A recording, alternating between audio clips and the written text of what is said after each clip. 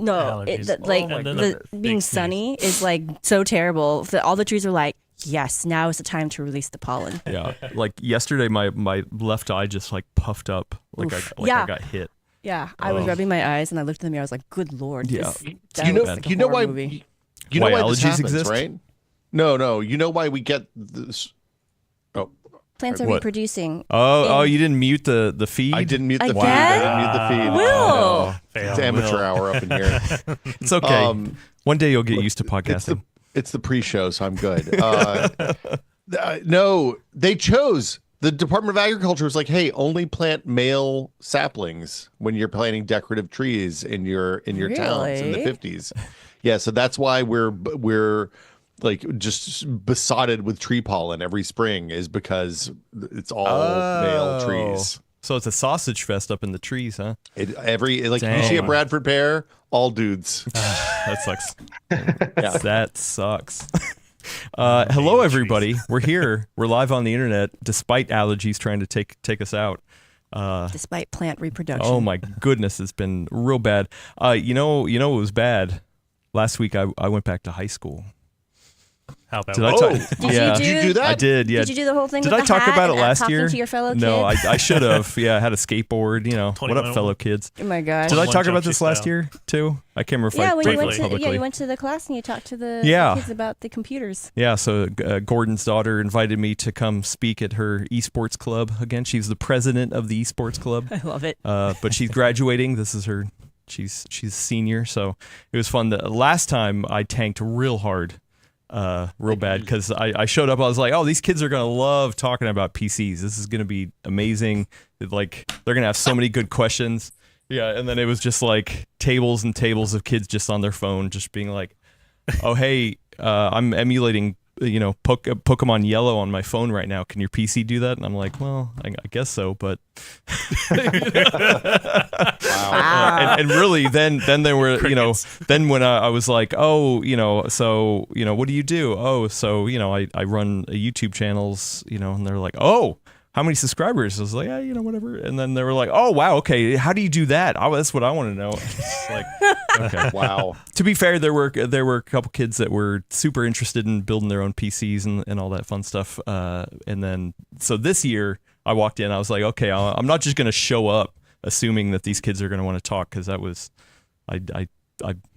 mistakes were made. Yeah. So this time I brought hardware. I love the parental face here. I mean, I guess luckily I didn't bring a slide deck, a PowerPoint presentation or something, because that would have been even worse. Check out this bigger bar better. It'd be super funny if you had just shown up with a Ditto machine. What's a Ditto machine? Oh my gosh, you guys don't know. Is this a thing? You know what I'm talking about? Wait, is this a mimeograph? Yeah, is it the thing that made the purple ink? Yeah, the ones where you would roll it through and it had that weird smell and that clammy feeling on the paper.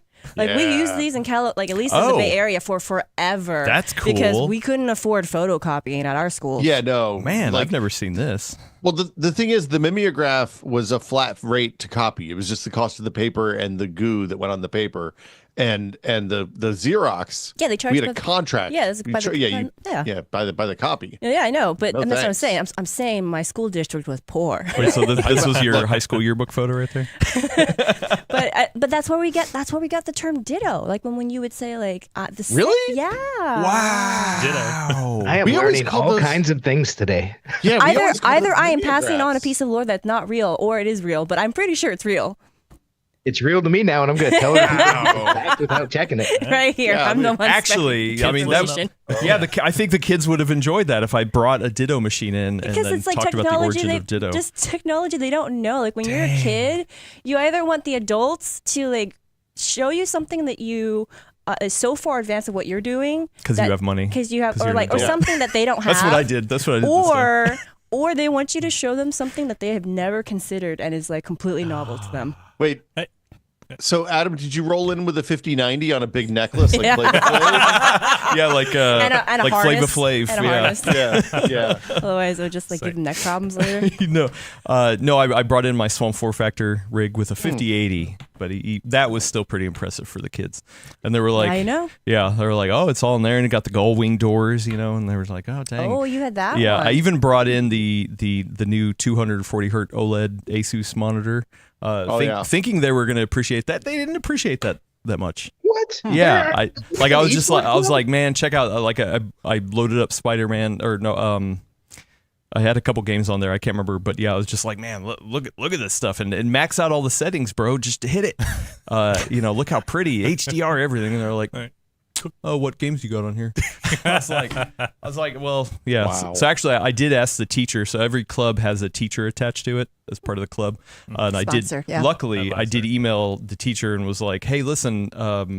What games can I show? And they're like, well, we didn't get the parents' approval, so it's got to be at least T for teen. And I was like, oh, I downloaded a lot of M-rated games. So which T games do I have? Oh, so yeah. But they were just like, Hey, you kids ready to play Bluey's Adventures? I did. Yeah.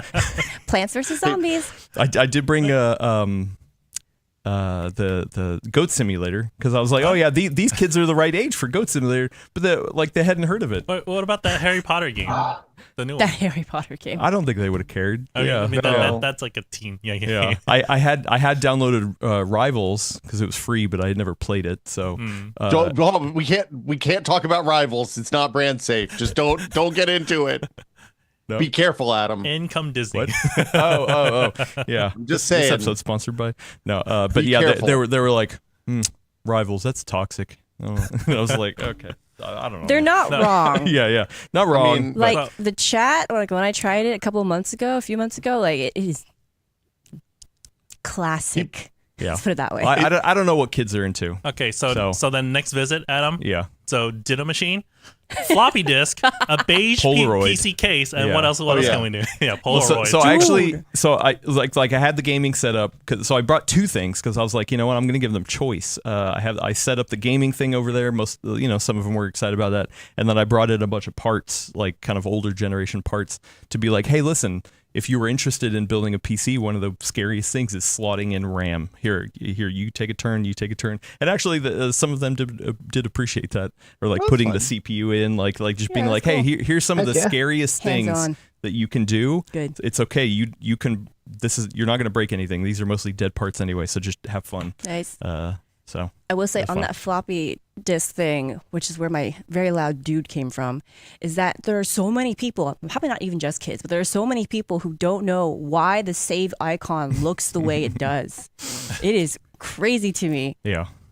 Well, actually, My daughter calls them the save icon. Yeah. When I like, hey, do you know what this is? She's like, yeah, that's the save icon. over the weekend I went down to San Jose. And I visited the Computer History Museum, which I hadn't been to Oh. before. Have you been? That's fun. I've been past it. have you been, Will? Yeah, I've been. Yeah. I've been a bunch. It's, Okay. it's one of my favorites. Yeah, it was cool. It made me realize like I'm really stupid because they start off really easy. They're like, hey, we're gonna go back to the origins of the computer by showing you a calculator. Here's how early calculators were, like the abacus, and then like analog things, like, so this is like a computer that was like all vacuum tubes, and so like they're trying to make it easy for you to like make the logical jump, but like they lost me at calculators. I was like, I don't know how calculators work. This is all. Do they still have the Babbage engine there, the big brass mechanical computer that never existed in real life until like 20 years ago? I don't. It's kind of on the right when you go in. It used to be on the right when you go in. It's really cool. It's like it's a literal mechanical computer that like you feed a tape in. Oh, and it yes, does- yeah. It does all the same stuff that like a modern computer does, just at mechanical speed, so incredibly slowly, and it generates a lot of heat when it runs. But it actually works. They were able to machine it with tolerances. Like when Babbage invented it 200 years ago, we didn't have the capability to machine stuff at the level of precision required for it to really work. And so 20 years ago, a bunch of people who'd made a bunch of money in software were like, hey, we're going to actually build one of these. And they put one together, and it's been in the Computer History Museum. It's very cool. They run it a couple times a year. That's the machine that, is it Ada Lovelace programmed for, right? That like made it work? I think so. I think she wrote the She wrote the first Like she- algorithms, right? she was the one who got the gist of the, hey, you can take any parallel compute and you can just do it sequentially and then add the things up and like figured out how registers work and all that stuff. I'm not enough of a computer scientist to know how like the specifics there. But yeah, it's all from that time Nice. period. Also in the gift shop, I went hog wild. I got something that'll be fun Oh. for a future stream, build stream. okay. I'm not going to spoil it because I want Elena to come in for it. So, get but a surprise. yeah, I saw. I ended up spending a lot of money at the gift shop, including one of the people that was working at the gift shop has this company called Silicon Masters, and it's like silicon based jewelry and art. And one of them was like I got a keychain here it says CHM, so Computer History Museum. It's a EEPROM that they kind of shaved away so you can see the actual prom itself. And then like it's manufactured by AMD in Malaysia. It's even got the little print on it. Oh, So that's cool. It's like a cool little keychain. They had necklaces, earrings, all that cool Yeah. stuff. So that was Some of that really stuff is on Etsy too. There's Yeah. a whole like market for like jewelry. cool. Yeah. See, you should bling those out at the high school. Oh, I didn't have it at the time. This was last Thursday. So, but yeah, no, good times. I'm glad I went down there. Nice. Got to visit the That sounds tiny fun. keyboard shop, the new tiny keyboard shop location, which was cool. It's less tiny, is my understanding. Yeah, Down there yet. less tiny, but now it's a shared space. To tell you the truth, I kind of liked the old space because it was just them and it was just like a little hole in the wall, like a little tiny keyboard shop.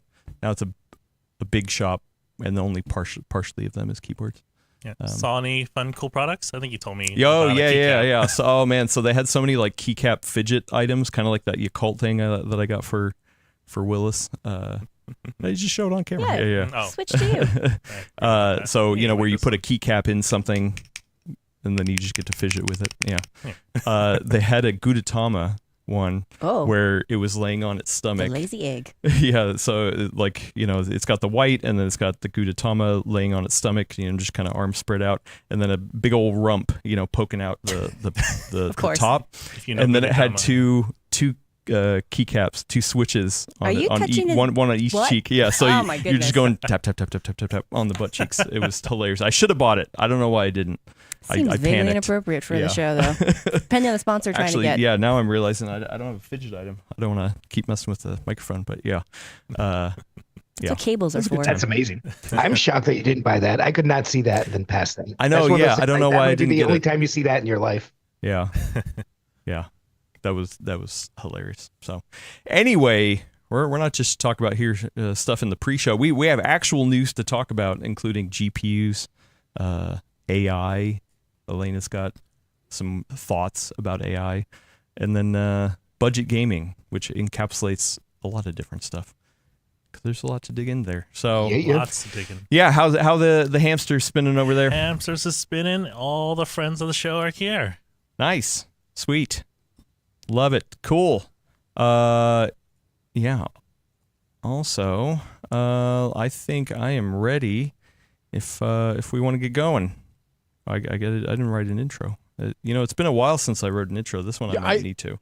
I think at this point you can't really even say be surprised that you didn't write an intro. It's been so long since you wrote an intro.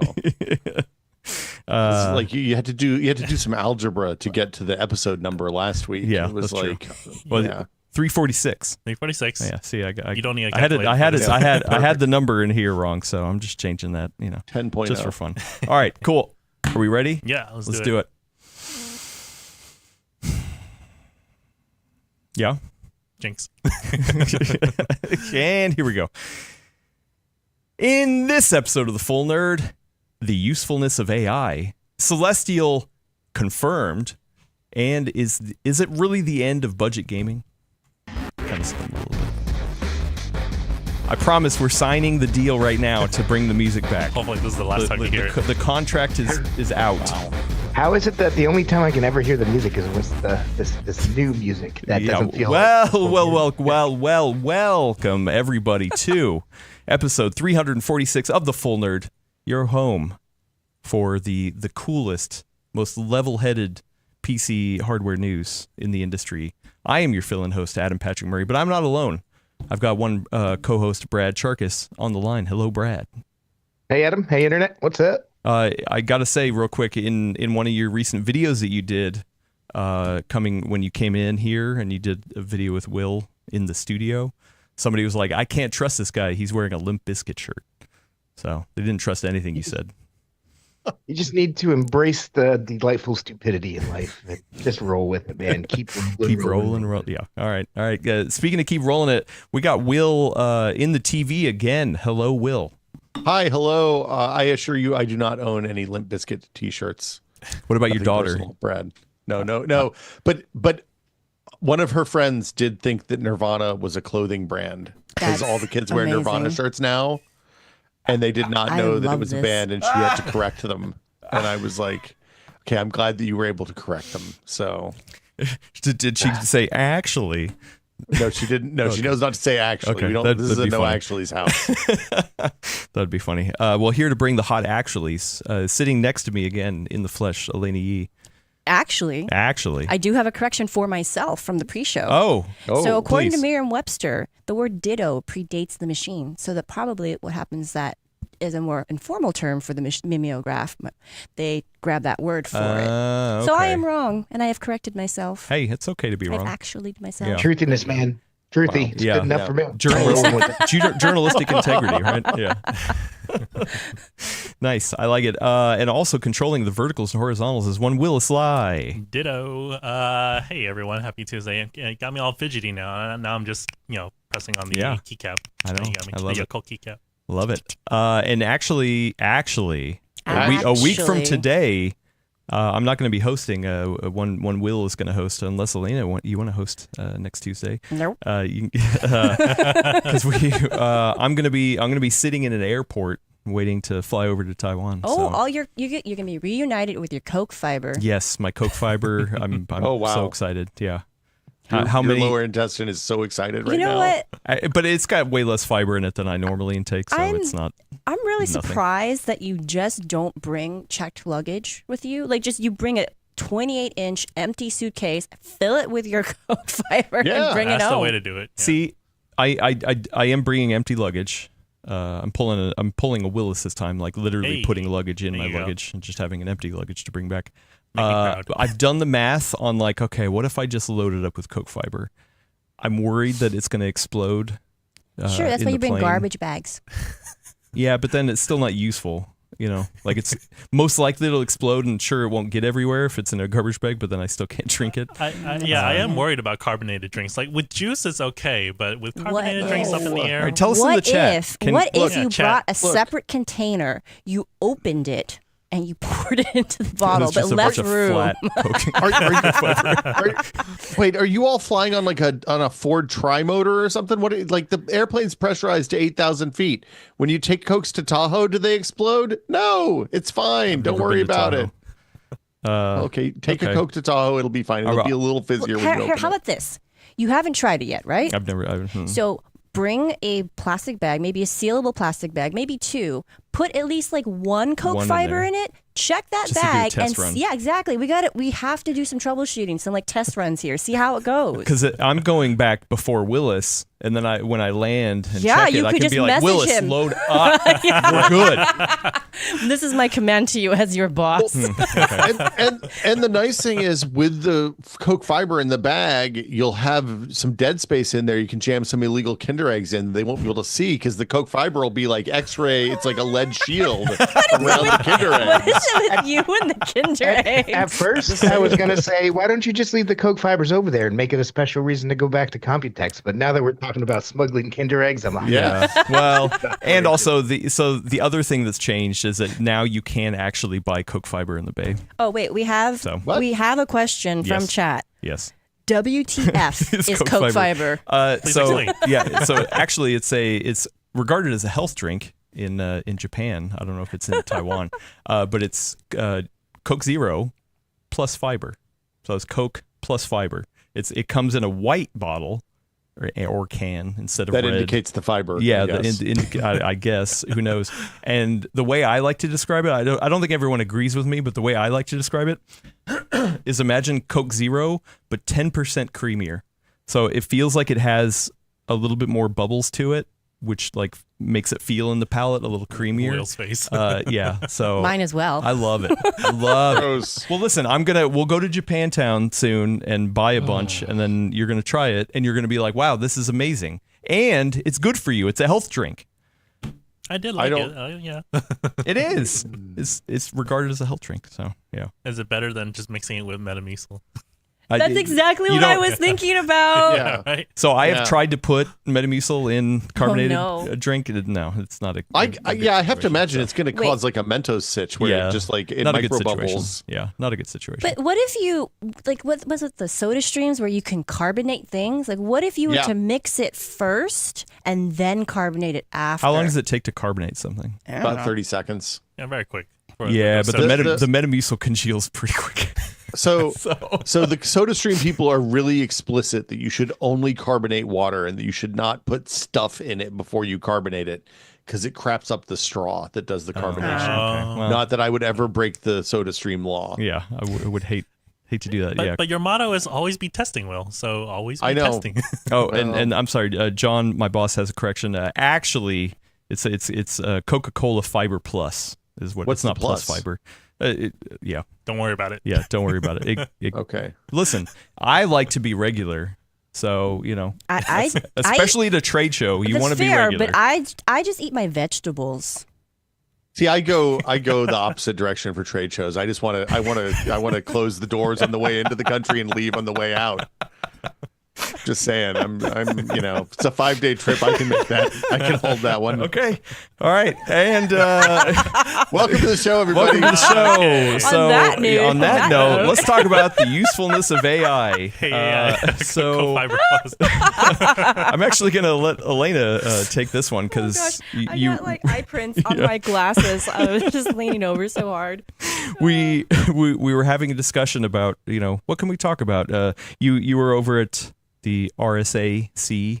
Yeah, they convention. rebranded, so everyone knows it as RSA, but they Yeah. rebranded. They're now the RSAC. They separated from So the different. RSA. So Oh, RSA really? It's yeah, not. I don't know if they're okay. affiliated. I didn't really look that deep into it because it was not my priority for Mm-hmm. last week. But they had mentioned that they are now at least a separate entity, Oh, interesting. and they would appreciate it if all media went along with their new like RSAC conference. Because for the longest time I was there and I was just like, what is the C? Yeah. What is for? the Like, C what- for? What is the C for? I still need to actually put in an email You to can't the see PR me. to ask They're for just big about it. wrestling fans. But yeah, I was there pretty much all of the show last week for the sessions. There are a lot of sessions. So there are some on demand that I still plan to catch up on. Sat in on at least one or two where I was like, oh, this is above my technical knowledge. Well, I'm just going to sit here and try to look semi-intelligent. You're like, Well, everyone else is just like, and I'm like, Did learn some stuff about pen testing though. Don't envy those people their jobs. yeah. Whew. But I mean, just kind of like how we hear it on our side, there's just so much talk of AI. And a couple of friends I have in security, cybersecurity, were saying that, like, yeah, before it was like zero trust, and now it's just AI everywhere. So that's the buzzword across the entirety of tech right now. Yeah. But one session I did sit in on, and I think this is kind of where we kind of got to this topic as, just focusing on AI rather than security, is seeing how some of these tools are being purposely built for mayhem, right? For criminal activity. And so one of the sessions I sat in on, and I wrote an article about it for the site. Is it up? Yeah, it's. Oh, I I didn't think I link it. called it. It's like I saw an evil AI. Find Oh, vulnerabilities. yeah. That's what it was, yeah. And it's honestly, it's kind of as scary as you think it could be, because it made me realize that because a bunch of people are purposely taking this technology and teaching it how to do this, they're already on that track and progressing far faster than all the people who came to the table thinking, we're going to better humanity, we're going to make things, so much better for every individual. And they're not thinking, and I miss Gordon, but I really miss Gordon right now, because he was so good at seeing like the optimistic side, like the kind of that broad, kind of noble angle to technology. And I would love to have a conversation with him about like both sides of this, right? Because he would be able to talk more about that, bright, sunny, optimistic side, whereas I'm always on the dark side. It's like that Deep Space Nine episode where like Dax and Cisco are on that planet and they see like completely different things, right? Nice. And so like looking at this, I was like, oh, I think the good guys are behind, right? So like they were showing tools. I think I forgot the name of it off the top of my head. There was a tool that's used to find vulnerabilities. The Worm GPT one? No, Is that the it? other one. I don't have it up on my phone right now, so I don't remember the name of it. But there was that and ChatGPT that they ran this known vulnerable code through it to see if it could find the vulnerabilities, and they both missed it. Whereas Worm GPT, which is the particular evil AI that they were, Will is rising. What is happening? That is not creepy at all. Speaking of evil AI. Speaking of evil I'm so AI. sorry for our audio listeners. I just look over. I thought we were on Brad because he said something last. Sorry. No, everything in the background is just moving. I'm like, what is going on? Actually, no, he lowered the wall, is what he did. Yeah, it's like the wall goes up and down. I like to change the art. Just crank it. It's a set. It's like Disneyland. I don't know if you ever been to like the Haunted Mansion, how the walls move in that like elevator as you're going into the ride. That's what it feels like. It's so disconcerting. Sorry. You know what's weird? Is at Disney World it goes the other way. What?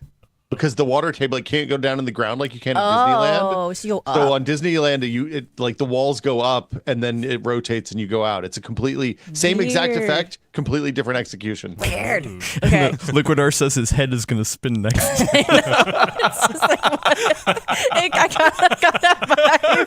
It was just so disconcerting. So anyway, on the topic of Sorry, Elena. evil and weird stuff happening. Right, so this Worm GPT AI chatbot essentially was like, you give it a prompt, you're like, hey, look for vulnerabilities in this. And it's like, great, hold on, let me do this for you. And so it comes back and it's like, well, there's this, and then you can do this with it. So it's not just finding the vulnerability, like the newest iteration is immediately able to offer how to exploit it. So it brings the technical level of being able to do these kinds of things way down. So the whole session, they started with showing an earlier version from like last year, so a 2024 version, I think around summer. And then they showed us another version that was like earlier this year, and then they showed us the most recent version. And so like the first 2024 version they showed us, the prompt was limited to like 256 characters, so like really short, couldn't ingest a lot of code. And so it was more of like, it could give you more general answers of like, yeah, there's a vulnerability, but like it couldn't quite identify it accurately because it didn't have enough code to really process, right? Next version is like, yeah, there's a vulnerability, but it couldn't really like build off of that accurately, and or in a way that, sorry, not accurate, but it couldn't build it off of it in a way that someone with like very low technical ability could be able to exploit. You had to, in the words of one of the presenters, you had to be kind of an intermediate level hacker to be able to do something with that info. So it's a tool that's expediting or like making your work more efficient, but not necessarily bringing it to the masses kind of thing. And then this latest version, it's like, here's exactly what you need to do. Here's how you set up that server. Here's how, like, so it's basically just like, here you go. Have fun. Very fun. It's like the old script kiddie channels on IRC, but without having to have another human on the other end, is what it sounds like. That's kind of the parallel I drew in my head. I don't know enough exactly about script kiddies that I didn't want to call a specific reference to it, and especially because that particular term is used more as a pejorative, I think, among like experienced hackers. Well, and I didn't want to call in that part. I'm sure there's going to be probably some beef around that too, where people who've built their technical skills will be like, ugh, I don't need, you know. Yeah, the implication of the script kiddie as a pejorative is that those were kids that got access to tools but didn't actually know Exactly. they didn't have the technical back end to understand what they were doing. They just knew how to use the scripts. But I think the scarier part for me on this one is that now you have technology that in theory, as long as it's being built this way, can actually explain it, right? So like the script kiddies, they would just take a script and they would run it. And if it broke and they didn't know how to fix it, then they'd have to do the work themselves to figure out how to make it work, right? But if you look at something like this with like Worm GPT or another thing like it, in theory, at some point you're gonna be able to say like, hey, this isn't working. What am I supposed to do? Or what does this mean? Like, how do I troubleshoot this, right? And in some ways, I gotta say, like, this shows way more the practical implementation, I feel like, than a lot of things we're seeing on the quote good guy side, where they're like, make travel plans. Make travel plans, like have it like summarize your documents for you, which is, you know, like if you're a busy person, I understand for work purposes, right? But it's very different to be like, oh, like this can actually teach me something, right? And I don't feel like we see maybe, but probably because there's a high incentive, right? Because if you're able to commit cybercrime, you get money for it. So you're going to want to learn how to like do this. I'm in the wrong And profession. the fun part, quote unquote, fun part of The this, fun part. I thought this was kind of funny actually, that it's like, oh, we're just humans. It's a business for them. Like there are licenses. There was a EULA that they had to accept for this. And it was That's like, kind of funny. They take them seriously They too. take They it take them ser- yeah. seriously. It's really serious business for them. It's a licensing model. Like in the old days, you would like buy the license and download it, and that was it, right? But now it's just like how we subscribe to Adobe Creative Cloud, or you subscribe to Microsoft, Got to be Office connected to the 365. internet for it to authenticate. I don't know about that, but I mean, presumably this is running on the cloud someplace, right? yeah, I'm assuming so. I don't know. Yeah. What servers are like in this? That actually brings up a question I Yeah, haven't who would had be yet. willing to host that? Yeah, like are there like evil, dark, cloud providers? There must be.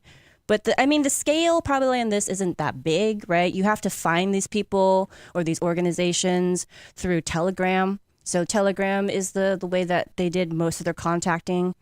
They actually brought us through the whole process, which was trying to even get their hands on a tool like this. And the first attempt was, I think, one called Ghost GPT, and they got ghosted. Whoops. Surprise. After payment, they were just like, didn't hear from them again. No access to the tool. That's really funny. That's really funny naming it Ghost GPT and then them showing up. I mean, it's like kind of like truth in advertising. You can't get mad. Yeah, and there's another one called Devil GPT that they were thinking of, subscribing to, but for I guess whatever reason, like the chat that they had with them, like talking to the creator and like licensing terms and all that, it seemed more legit. But I think there was something their gut said, like, no, don't do this one. I think they had just come off the whole being ghosted thing too, so they were kind of like a little more gun shy, is my impression from how they were describing it. And then for whatever reason with Warm GPT, I think because again they negotiated a much lower price, that they were like, okay, we'll just throw another $50 at this and see if this one pans out, and it did actually for them. Wild. Well, Dr. Ian Cuttress, Tech Potatoes in the chat. What's up, Ian? Said this is called adversarial AI. Yeah, there's a lot of different terms for it. The presenters use evil AI because I think it's more casual. I've heard it referred to as rogue AI, dark AI. So for the population, the population that we write for on the site, I use more casual terms. Ian's term is obviously like more official. Crazy. What the hell? Will, you were going to say something? It's probably fine. Yeah, I mean, I just okay. when I hear fine. rogue AI, I Flames. think not controlled by humans, right? Like not like this is definitely controlled by humans. This is people definitely setting this up and definitely running it as a controlled. business. Like once the robots start taking over cars and thinning out the herd that way, that's when we have the real problems. Yeah, this Those is are not the that. rogues. This is not that game. Shodan. The Ziv says Shodan. What game is that? System Shock. System is Shock. Shodan. Yeah. So we're not that level yet, I guess. Oh, So, whew. Well, so how on a scale on a scale of 1 to 10, how scared were you? 10 being the most scared you've ever been in your life. probably somewhere around like a 5, maybe 6, because I haven't seen the full capabilities. It's more of like right now, at this moment, I'm around 4 or 5. It's more projecting like how fast they're iterating and versus how ahead they are of, quote, good guy AI. It's concerning to think that the resources we're used to relying on may not be able to protect us as well from things like this. And here's the thing, like RSAC, thank you, is largely focused on enterprise type things, right? Because I mean, that's really where a lot of the cybersecurity stuff is happening. Of course, consumers were affected too, but in a very different way. And I was in a different session and they were talking to this group, maybe this actually was the same session, where they asked people to raise their hands, like who's scared about their social security number being out on the web freely? And that not many people raised their hands. And then they asked how many people are kept up by night by, I think, like the Oracle hack, right? And so many hands raised because like these are a group of people who understand the full implications of what that means for their organizations. But also it's like the more source code that's leaked, allows people to, or like these tools to figure out, different ways to manipulate vulnerabilities. Being able to access servers that are compromised has far more more far-reaching consequences, and then that trickles down to us consumers. And like I said in the article, I think for me the point of concern is that we are kind of at the mercy of what's happening in the environment, right? So like if a bunch of servers get hacked, that's why we lose our social security numbers to a bunch of, hackers. True. If our financial information is compromised, that's why we suddenly have like credit card fraud to deal with, or, in worst case scenario, maybe our bank account is compromised, right? And then we have to be the ones to do the cleanup. Right. So we're spending the hours to like file credit freezes, put fraud alerts on accounts, close accounts, move our money if we have to, things like that. And so for me, as someone who's looking from a consumer perspective, I just find it very concerning that there's going to be this period where we're going to be more vulnerable, right? Because obviously people in cybersecurity and our consumer focused will still want to try to protect. And there are obviously these groups that are going into the dark web to find these tools so they can understand how it works, so they can, gauge off of that how they should approach their plan of attack.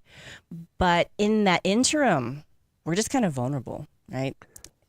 Elena, did you get? Oh, sorry, Brad. Sorry, Adam. I was just going to say, it's okay. I have an AI service that you can subscribe to that'll help fix, if you get here we go. if you get hacked by AI. Yeah. I don't know the name of it. Adam AI. You don't know the name of it. You just named it. Yeah, there you go. Adam AI. There we go. Adam Intelligence. Yeah, is what it AI is. came up with that. Adam Intelligence. Yeah. Adam Intelligence. Or it's Oh just no, called you don't want Adam. to subscribe to that. Yeah. ATOM or ADAM? ADA. It's a very inexpensive service. Just Venmo Adam $5. He'll take care of it. Yeah. If you get hacked, you just It's talk to the, my What AI.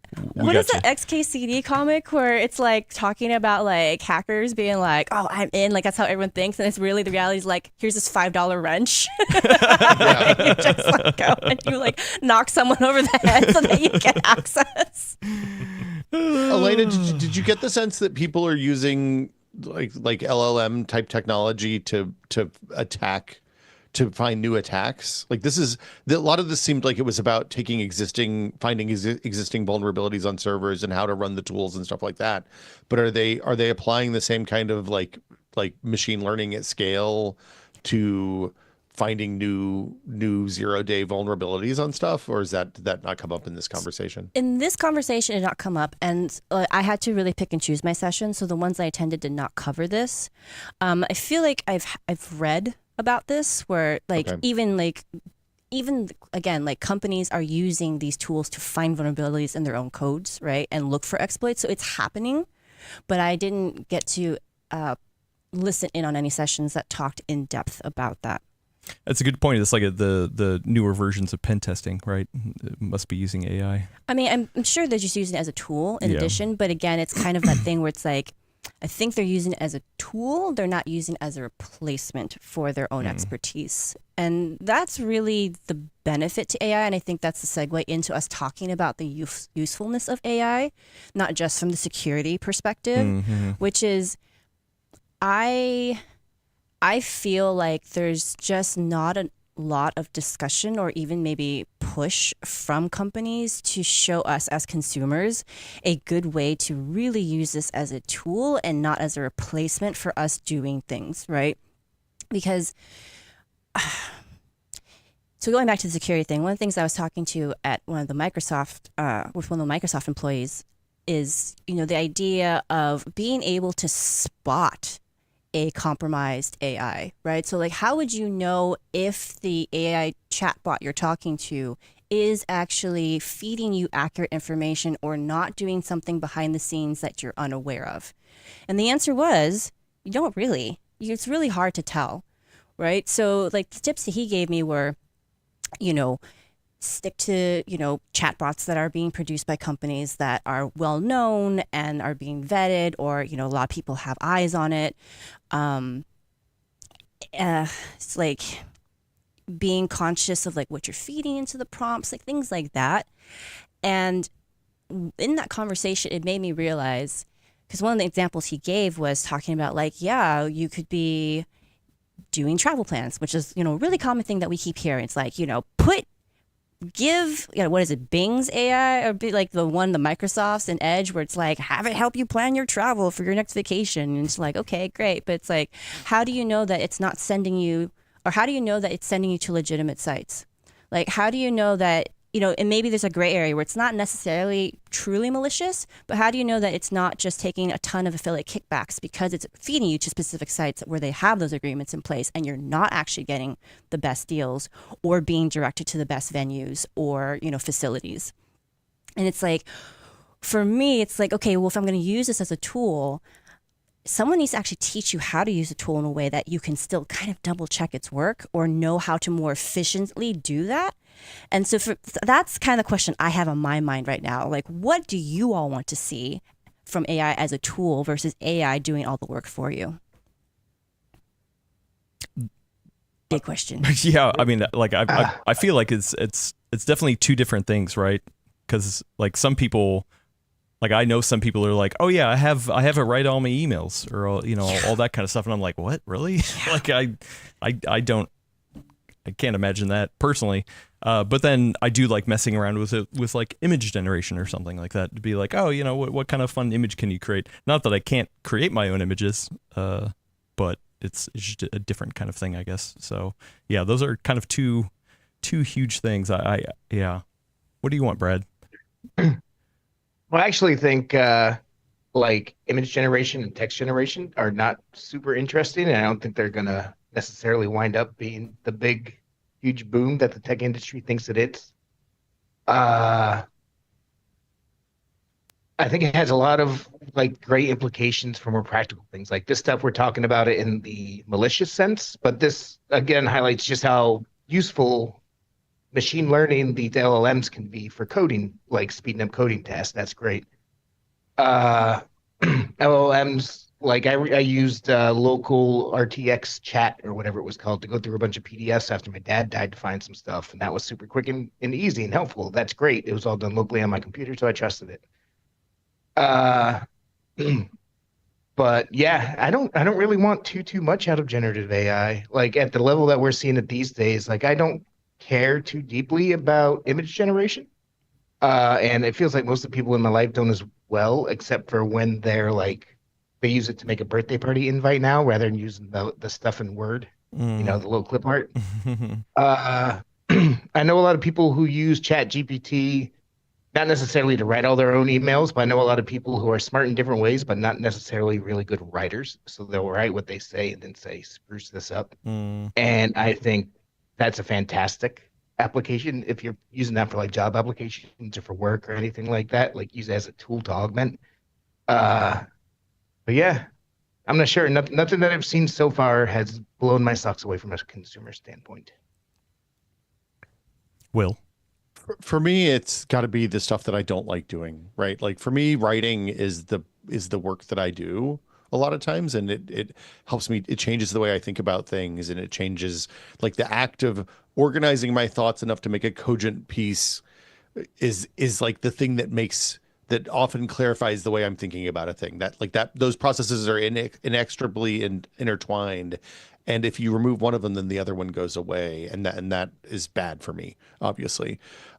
If somebody offered a service that I could say, hey, I have 5 friends that I want to have a barbecue with, and can you figure out a date and like a menu and send me an Amazon shopping cart that I can just like skim down, look if it looks good, and then hit the button, and then send everybody hey, here's your share of the barbecue.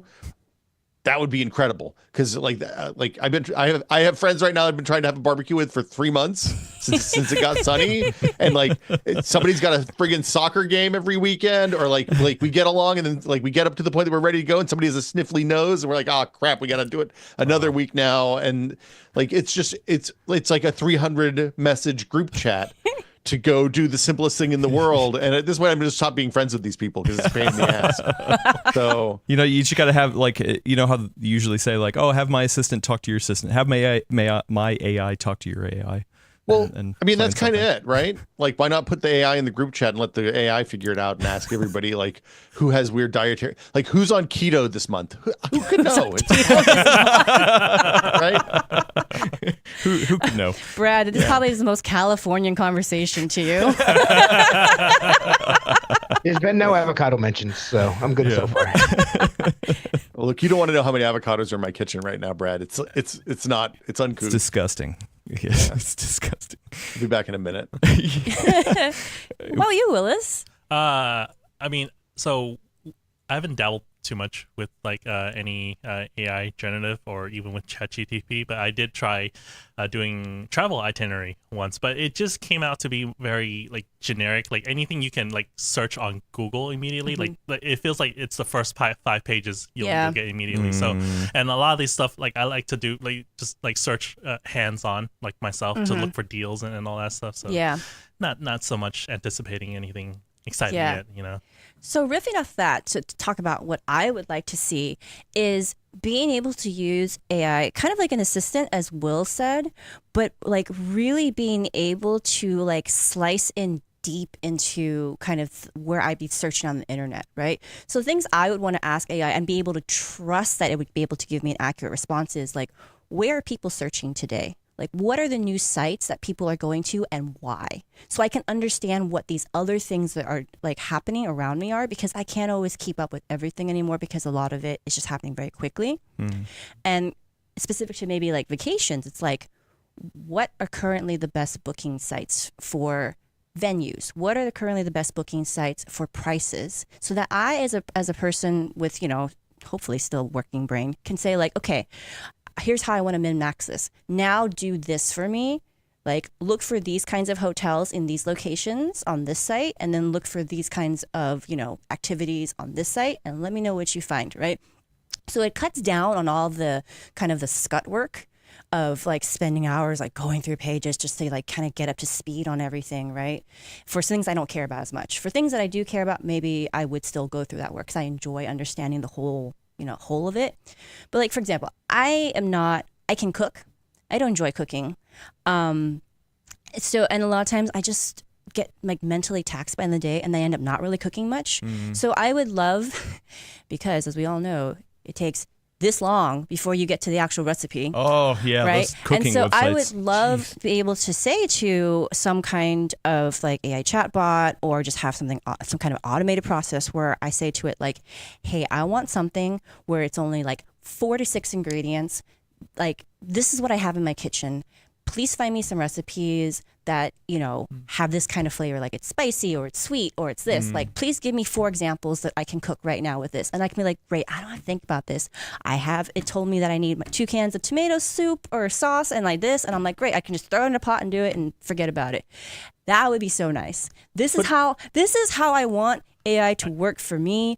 But it feels like they're just like, hey, just have it kind of do something for you, and it's like 3 years behind where I want it to be. Well, Willis has something for you. Actually, Yeah. Elena. Actually. So at CES, Nairon, who's our coworker in the UK, when we went there, Samsung is already developing something similar like that. So they'll scan your refrigerator. If you have a Samsung If fridge. you have a Samsung smart refrigerator. with Bixby AI, and then they'll be like, yeah, okay, here's what you have in the fridge. This is potentially what you can make. So we're getting there. You need Samsung Potentially. cupboards. Yeah. See, I don't like it that way though, because it's too small of a picture. It relies on it being able to scan accurately. I still would like to have some control, especially And like it's Bixby. and there is a certain privacy thing too with it, right? Like, I want control. I mean, for some people that'll be great, but for me, I want control over what I feed to this, because as Will was saying, you put AI chatbot in your group chat. Well, how long is it there just hanging out, watching all your other conversations about like this kid's thing, or like this thing you're having with your parents, or Yeah, that, Will. right? It's like, It's going to know which teachers are the dirtbags and which ones are cool. Yeah. or which ones that you've talked smack about, right? And so it's like, again, like the privacy concerns, because then if that gets hacked and it gets spilled out, then it's like, wow, you have a lot of social problems to clean up now.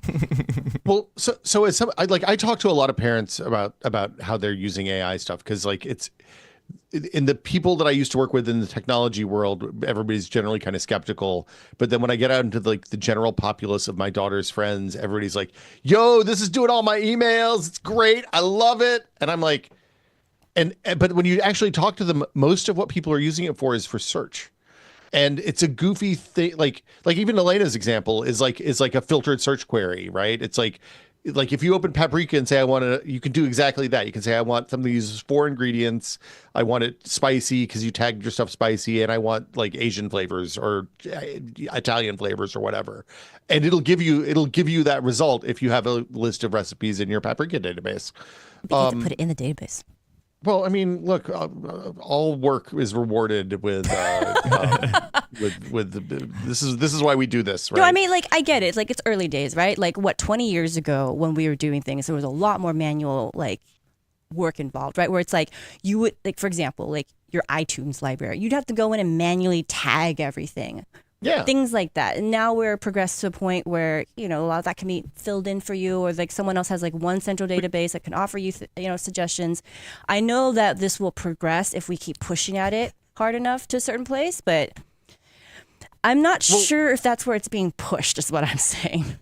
But I mean, for me, the balance of, hey, am I going to use an online AI thing in place of search is also like, what's the cost of this, right? Based on stuff on the internet, the cost of a ChatGPT query is anywhere from 10 to 150 times the energy usage of like a normal Google search. And you have to balance that out. Like, as a consumer, I'm not going to use ChatGPT for stuff that I could just Google. Well, you won't, because you're aware of that. I think because it's being billed to the populace as like, hey, this is something you should be trying. They're not talking about the literal cost of it. Right. But the other cost is that it consistently lies to you, right? Like, there was a thing that came out last week that said anywhere from 50 to 70% of responses are just made up. Yeah, hallucinations everywhere. And well, but like, we shouldn't call them hallucinations, because they're not hallucinations. It's the machine. Like, we've taught the computers to lie, and the computer's lying to us. Like, it's a regression in functionality that if NVIDIA was like, well, this every once in a while, every 10th frame, you're going to get from a different game than you're playing. We wouldn't settle for that. Okay. I love this. You made such a great analogy for our audience and for what we normally talk about, right? That's also fantastic. Doesn't that math change now that Google is literally building in AI into the search? Well, so I use that thing, that the UDM 14 thing that just strips out all of the new stuff on Google. But so the math, Google's cost on a Google query was 10 times what a normal search is. So presumably their cost of using a Google query is now the cost of Google search plus 10x the cost of using Google search. So it's like 3.3 watts, I believe, is the. Speaking of burning some search here, I opened up my local. Copilot. Local, no, though, Copilot is not local. I wish I had it. I have a huge okay. NPU in here, and I could use it, but they don't give me that option. And I said, help me make dinner for tonight. I have spaghetti, eggs, salsa, Coke, and Doritos. Perfect. You should have mentioned Mountain Dew in there as well.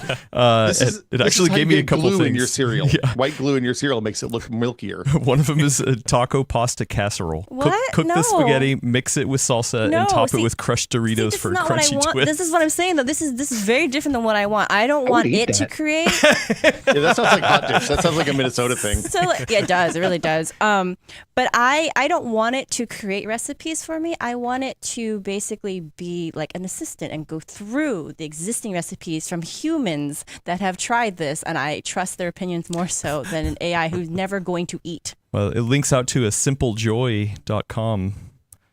But see, that's baked not, taco casserole. That's not the same thing. That's not the same thing. That's funny. So to me, AI is very much like when you talk to your 3-year-old nephew or niece, and they're just like, when they don't know something, they just make it up, and they say it really confidently because they're like, okay, this makes sense to me. It has to be true, and you're like, that's adorable. That's not true. And the same thing. AI is like the person. AI is always like, hey man, do you know where we get the word ditto from?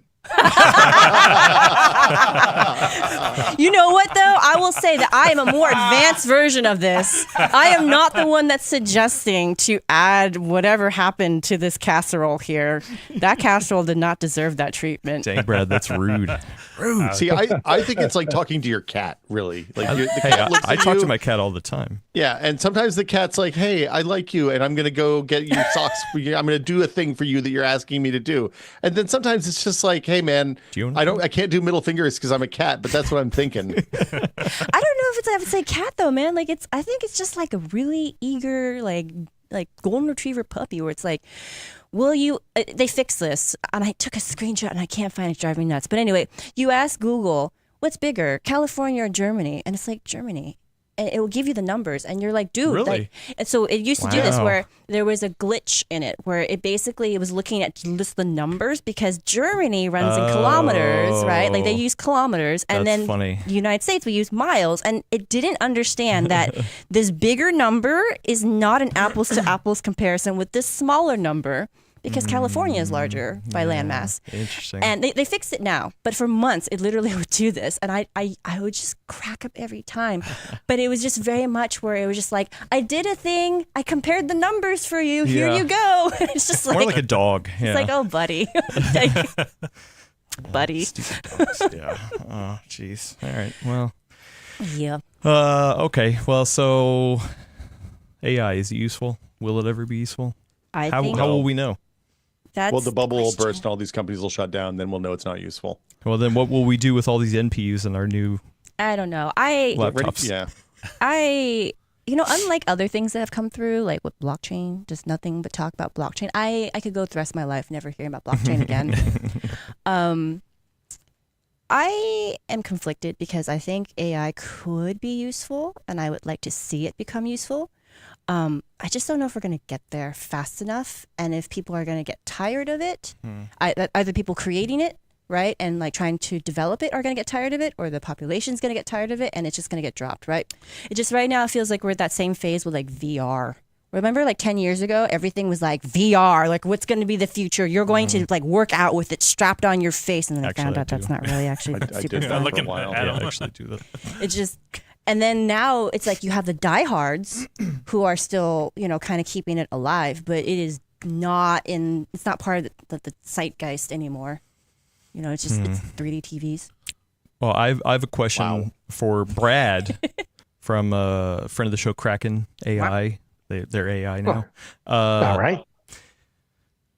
What's your opinion on whether AI will replace journalism or editors? If so, will it have journalistic integrity? How is it programmed? That's really funny. How is it programmed? If it's a serious question, I don't think you get. I think there will be a mix. I think there will be some sites where they're just going to toss AI slap at the wall, but to actually, report the information and come up with the thoughts and have the opinions and have the testing numbers that these AI machines need to run, actual people have to be doing it. So I think there's going to wind up being a balance somewhere in the future. Hopefully there's journalistic integrity. I can say that about sites, not just about AI. So This was not directed at me, but can I jump in on it as well? Please. So I've actually thought a lot about this. Mhm. And my biggest concern is that, I'm guessing most people know what a wire service is, right? So it's Like the money? it's like the Associated Press. It's like Reuters. News. Yeah, not wiring for financial stuff, Sorry. but like a press wire service, right? And But it's just in over the wire. so these are news organizations where they basically write very typically like pretty neutral news stories, and then in the old days it would get fed out over the wire to A literal wire. probably to different news organizations, right? So back in the days when we used to have like a ton of local newspapers, that's how they would get like national news and news from other regions, things like that, right? And I could see, because they don't really have personality to them, they're not really necessarily tied to someone's like personal brand, I could see corporations that own services like this thinking, oh, we can use like AI to generate that, which could be problematic because you still need people on the ground to write these articles. Like they still the reporting has to be done. And so my concern is that with tools like these, they can be misused, in my opinion. to try to cut costs for things that should be paid for, right? You're just not going to get the same level of journalism, like as to Brad's point, where he was talking about if you want to test a piece of hardware, you're still going to need a human to actually run those numbers. Like AI has no fingers. It can't insert a graphics card into a computer or build the computer to be able to even run those numbers. But a newswire wouldn't be doing that. No, but I'm kind of expanding the whole thing. But a newswire would be the ones that say like, we have had access to the White House, or this particular politician, or we have heard about this tornado in this region. Like if there's no one on the ground actually getting that information, what's going to happen, right? Because you could say, oh, we're going to make the citizen journalism. We're going to just have people tell us like, hey, we're like this part of Kansas just had a tornado, or like this part of Florida just got hit by a hurricane. But then how are you going to sort that information? How are you going to verify the accuracy of what actually happened before you spin that, create that news story, right? And if you don't have a seasoned journalist doing that work, then that could be problematic for how fast information spreads. You know, like that's why there's that problem where it's like people are like saying like, oh, there was a fire. It's a 4-alarm fire. No, wait, it was a 3-alarm fire. No, it's a 5-alarm fire. So, and then people are like, well, what's actually happening? So in some ways, the instantaneousness of being able to spread misinformation, even unintentionally, that's scary to me. That's actually scarier to me than the Worm GPT session that I sat in on. This is a Neil Stephenson novel plot, by the way. Hey, we made a fake natural disaster someplace and just erased a city and everyone in it. That's definitely from dark. a Neil Stephenson book. Yeah. Well, Ivan R in the chat says humanoid robots have fingers. So how close are we to having humanoid AIs doing So we the work? need the robotics teams and the AI teams to get together and see what happens. What kind of baby does that make? Yeah. Okay. Well. We started this episode talking about plant reproduction. Yeah. So reproduction is a theme for today. Reproduction is the theme. It's the Look, we're not bring us in the air, everybody. Yeah. All right. Well, speaking of GPU testing, you know what AI is testing? Well, it's not AI, I guess. Patience. Supposedly, Celestial XE3, Intel's upcoming GPU architecture, has been confirmed that it is in theoretical testing, or there's a name for it. I'm sorry, pre-validation. So yeah. Anyway, I saw this article over on Video Cards. The headline is literally Intel confirms discrete XE3 Celestial GPUs are in pre-validation. And I was like, oh, Intel confirmed it? They got a quote from Intel? Cool. Let's go check it. It's like, no, actually, it's a job posting that was found. That was found. It's not even a job posting. It's a someone's LinkedIn profile. Oh, LinkedIn profile. Wait, did that happen before? Yeah, that happens a lot. Yeah, especially in like games. Some stories in the past just by being bored and going through some profiles. Oh, yeah, it's important to keep your LinkedIn up to date, even if you're working on something that's top secret. And then you sign an NDA for? Stock market. Yeah. But, the quotes from here at least are developed low-level system software and device drivers in C++ for Intel's Nova Lake and Xeon 6 Diamond Rapids CPUs, as well as Celestial discrete GPU, end quote. And so pre-validation, pre-silicon, the hardware is not being supplied. So I was like, okay, you know what? I'm actually going to reach out to Intel and get a quote. So I do have one quote here from Intel. Oh, so we're going to confirm this. Yes. So I reached out to say if they could confirm whether. Can they confirm the confirmation, essentially? And they said, quote, we are not sharing any future product. We are not sharing details on any future products or plans. Standard impossible to boilerplate predict. response. Yeah. So for quote. So actually, from Intel, it is not confirmed. But yeah.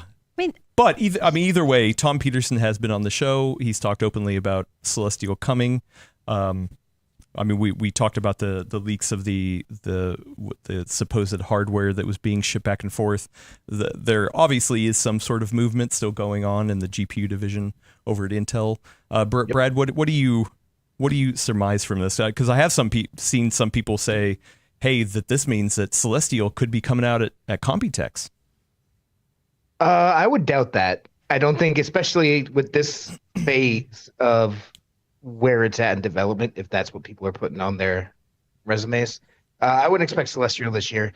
To me, this is just, confirmation that, assuming it's true, we are going to see not just, we knew that XC3 was coming. We knew that it was pretty much done. Tom Peterson has said that. The question marks in the air is, will discrete GPUs continue going? So the important part that I take out of this is that the work that you would expect to be getting done is getting done, and it specifically mentions DGPU, not iGPU. So to me, that's the big two takeaways here.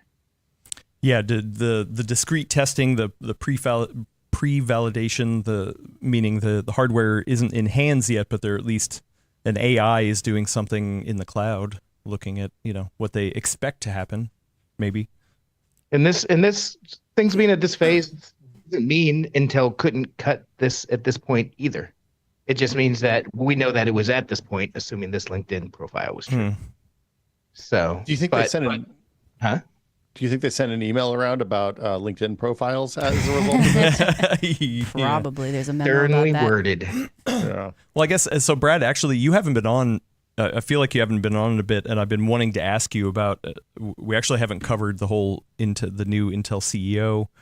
His name escapes me off the top of my head. Like, where do you feel like things are at with the GPU division right now?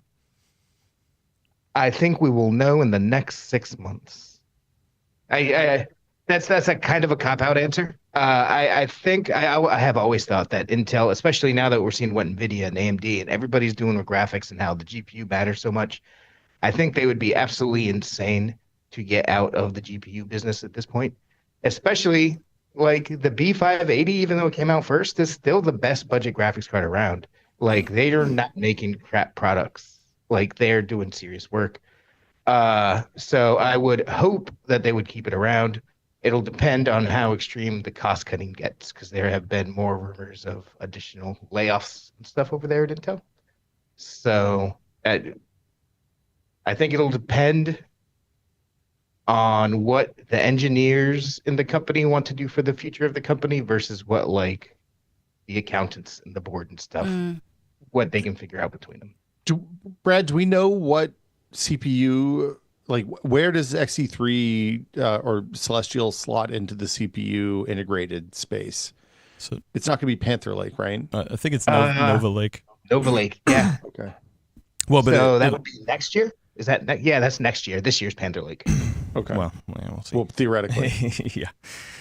I mean, they might talk about it. They might talk about it at Computex if they feel like they need a dub somewhere, and like, if Panther Lake is really going to be delayed, it wouldn't surprise me if they have something to talk about on this front. If they have silicon running that they can be excited about, especially if the sales have trickled, fallen off on the B580 stuff. But here's my question. This is the one that's been looming large for me, is like, how are the tariffs going to affect all this, right? Because like last week we talked a ton about tariffs, like the whole episode was about tariffs, right? And the effect it's been having on the industry. And one of the biggest takeaways is that companies just can't forecast right now. And it's difficult. And so it's really difficult for them. And like right now we're in a kind of a period of more stability, right? Because the last major thing that happened was on April 2nd in terms of shakeups, right? But there's been promise of more things coming down the pipeline that they could affect semiconductors. And one of the biggest things we've also heard about tariffs is that a lot of the companies just don't know what's being classified in what way. Like, does it count this way? Does it count that way? Does it have multiple layers of tariffs applied to it, right? Which again affects forecasting. So I'm wondering how this is going to affect in terms of like announcement and availability and timeline for something like a card like this. And because they've been playing more in the budget area, I'm guessing that they are probably going to have less perceived, if not actual, wiggle room for how it's presented to consumers. So they're probably going to have to approach it more cautiously. And I was actually curious your take, Brad, on like how you think that would play out, given all that you know of these companies around graphics cards over the years. I think like not just tech companies. I think a lot of companies right now are just like, stop the presses, keep working what we're working on. Let's just kind of see what actually happens. Because Like I know for a fact that Intel's limited edition, I believe that's what they call their Founders Edition. Yeah, Intel limited edition. Those are made in Vietnam. So those don't have the Chinese tax.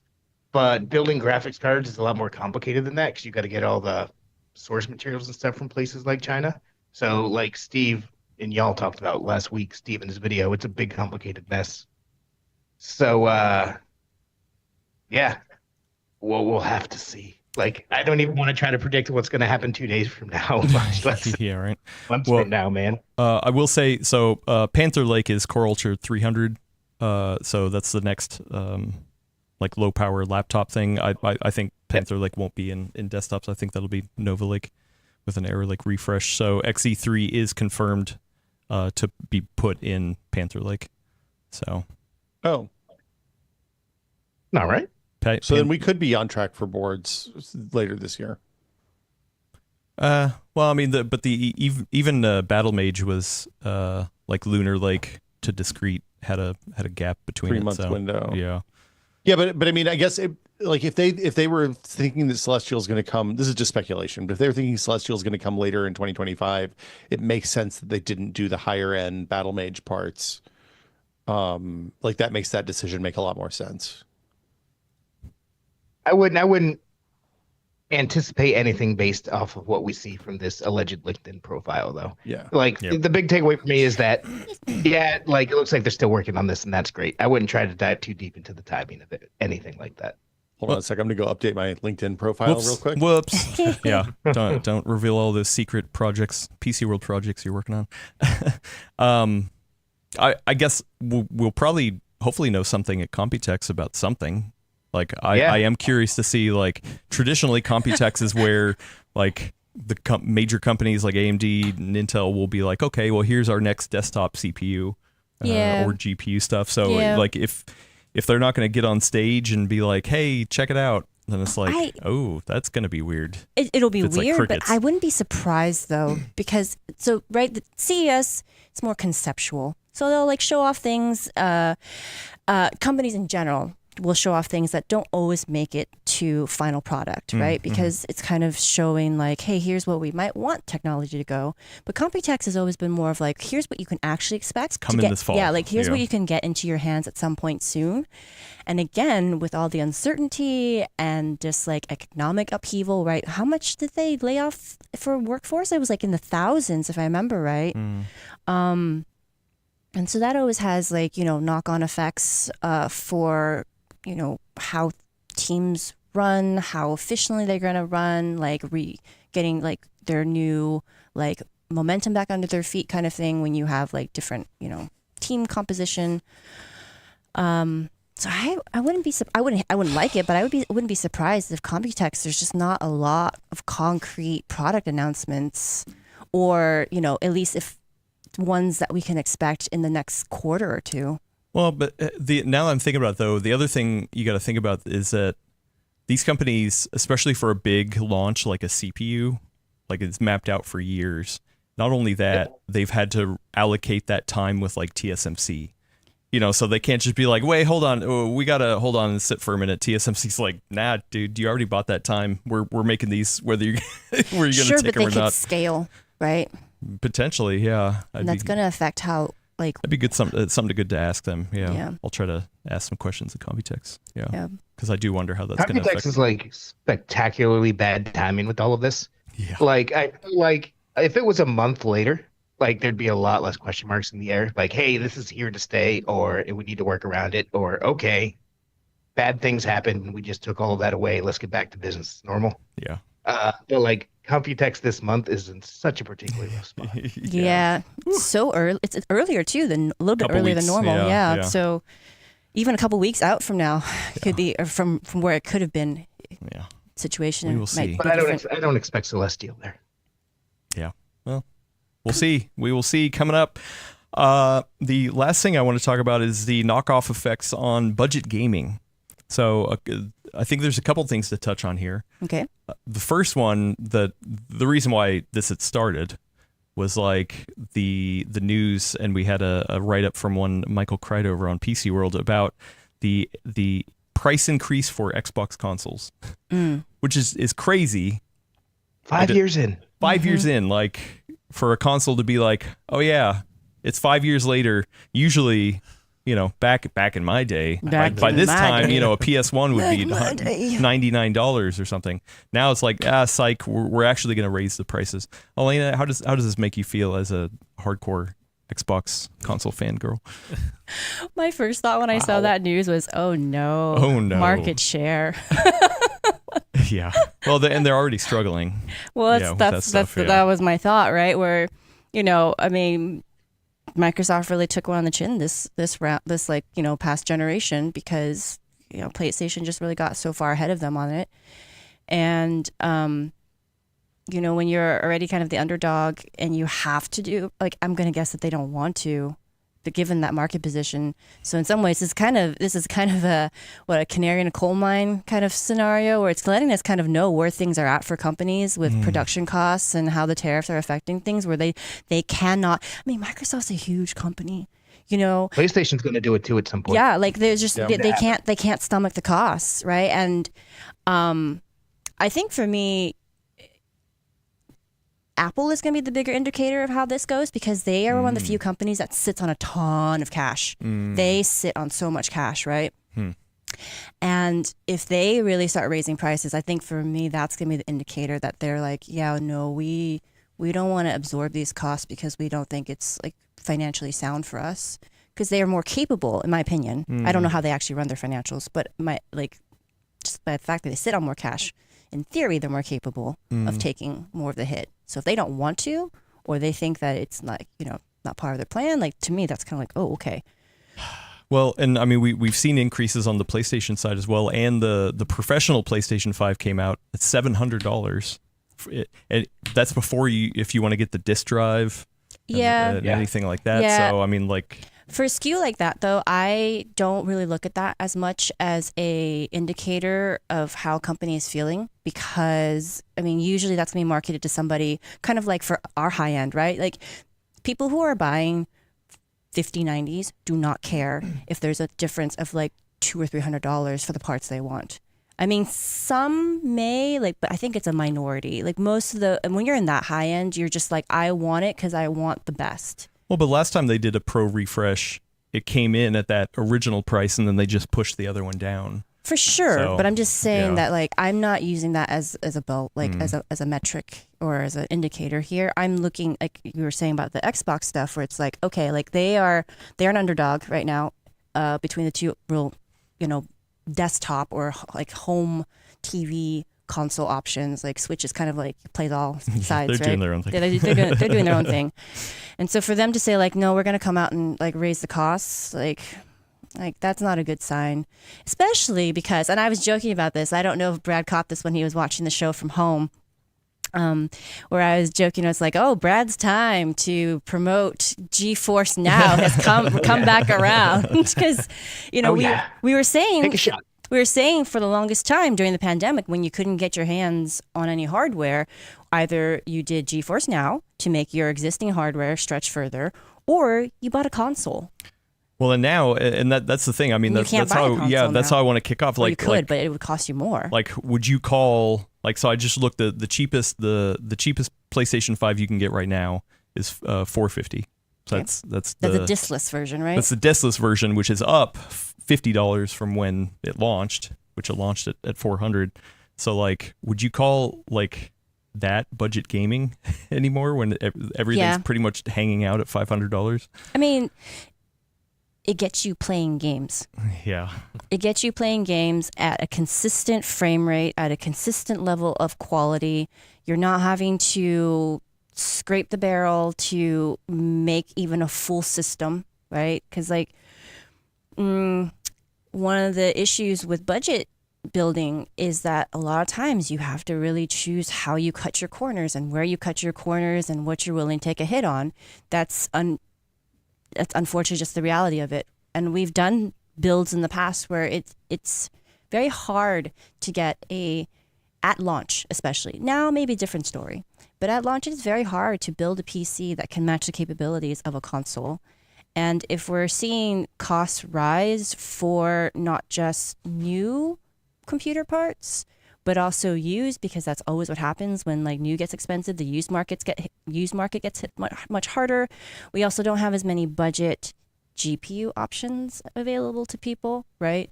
So if you're really choosing between having to scour for hours looking for a used GPU that's more in your budget, and you're kind of platform agnostic, which, I know everyone on listening to the show is not platform agnostic, but I'm just saying, like, from a broad perspective, I think a console is still going to be an easier choice, even though the price has gone up. Yeah. And then it becomes a choice not of, do I get a console or a PC? It becomes, do I get an entertainment system of some sort, or do I just go without? Or do I keep holding on to my PlayStation 4? Or do I pull out my older cousin's SNES and get familiar with retro games? Yeah.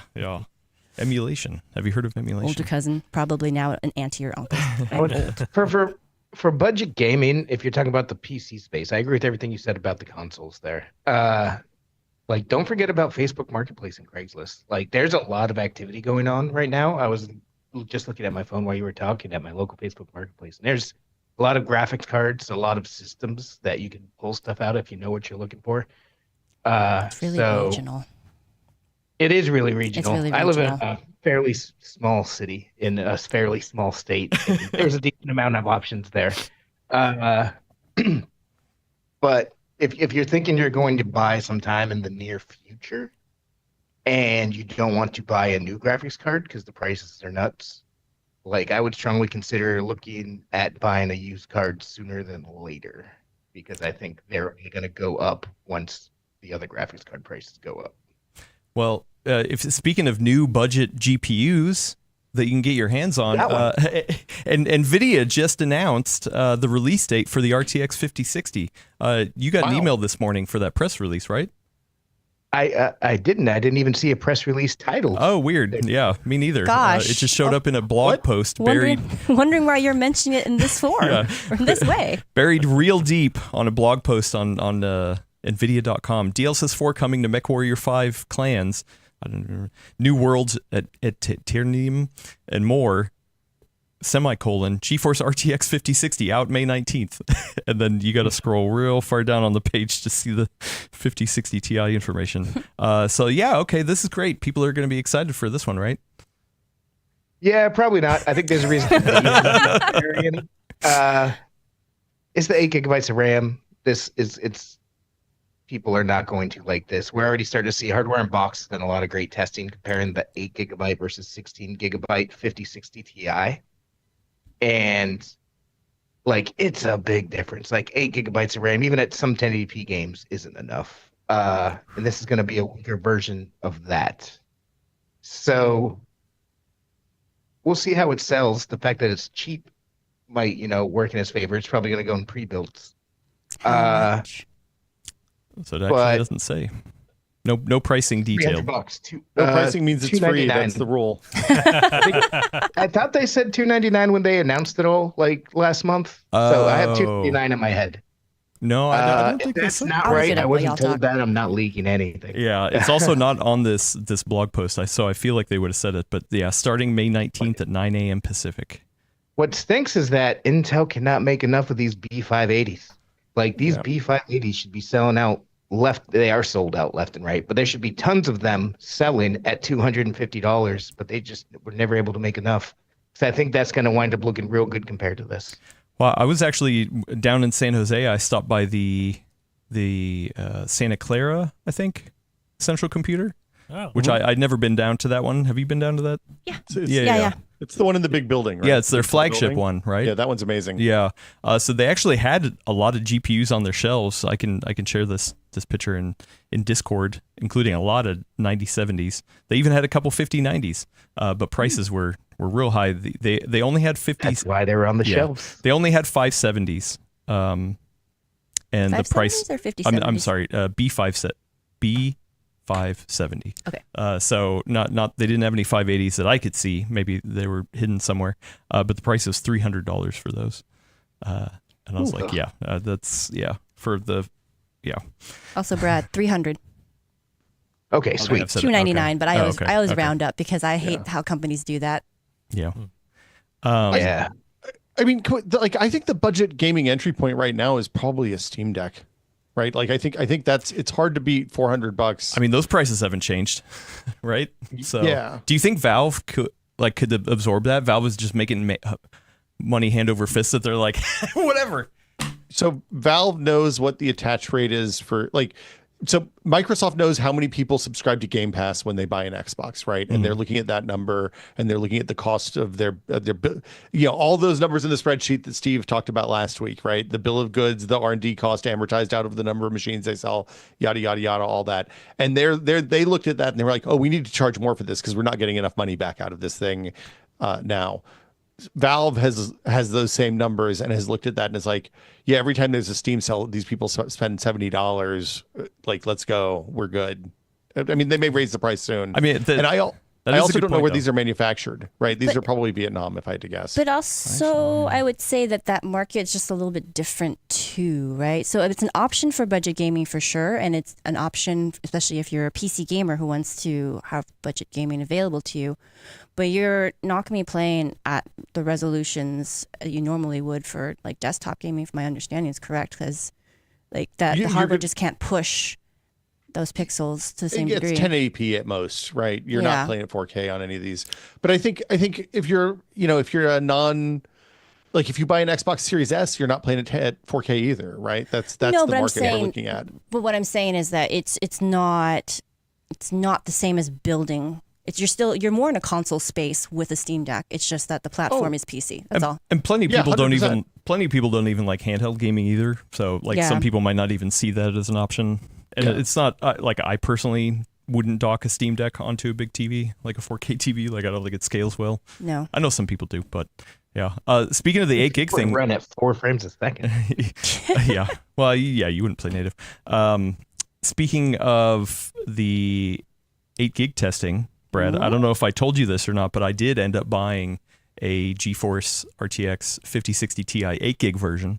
Excellent. I started doing all the testing last week until I realized that I accidentally had the wrong CPU in the test bench.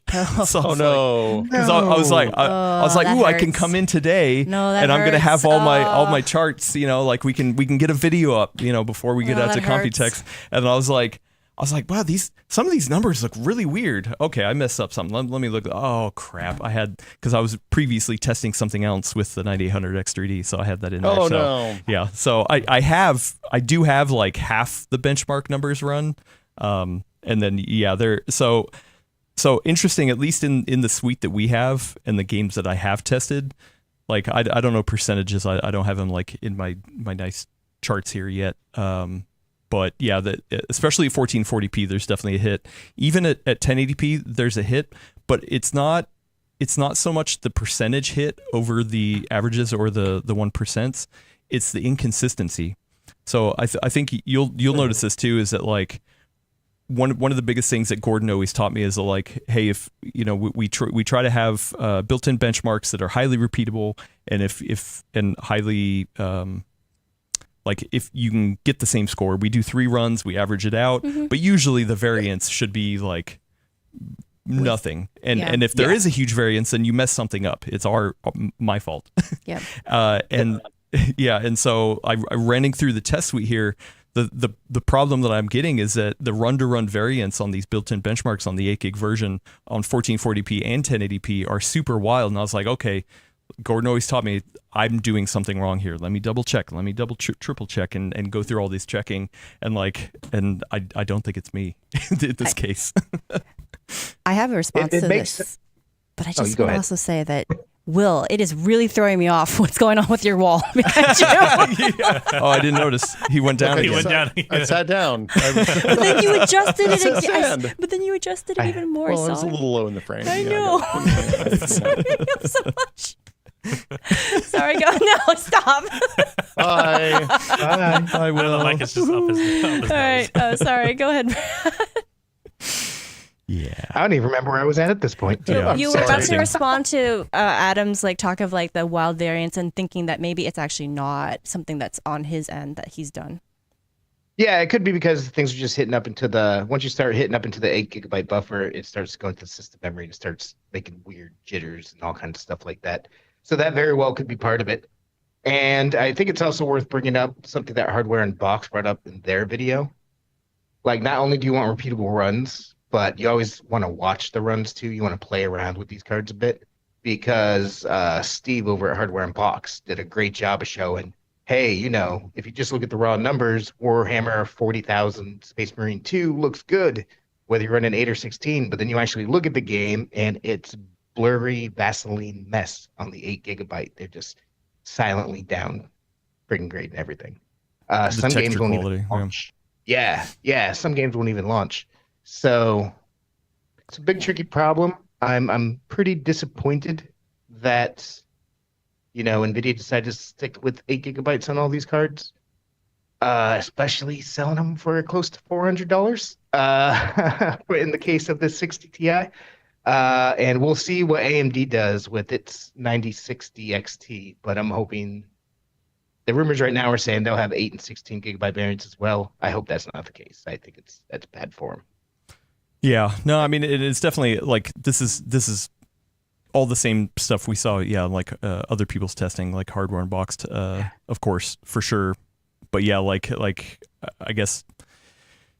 Yeah, getting my hands on it, like I know, it's like I feel definitely more down on it than I did before. Like I still think, hey, there's plenty of people who can get it and just be like, I'm just gonna play League of Legends, and I don't give two craps totally about fine. Frame pacing or anything like that. Okay, go with God, have fun. Wow. Yeah.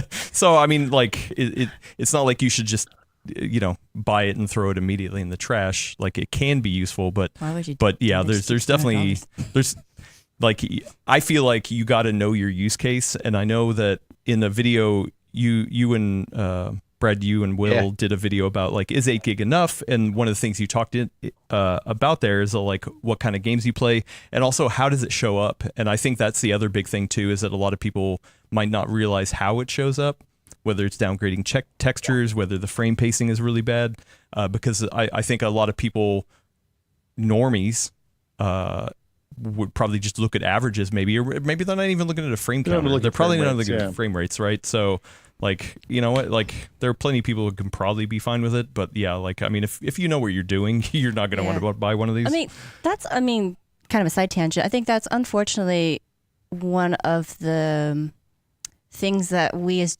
journalists don't always have enough time for, especially if you're in the weeds of doing something as involved as hardware testing, right? Because you're trying so hard just to get the numbers and then contextualizing them for your main audience, which are people who love numbers, right? And then those people, not those people, but like that group.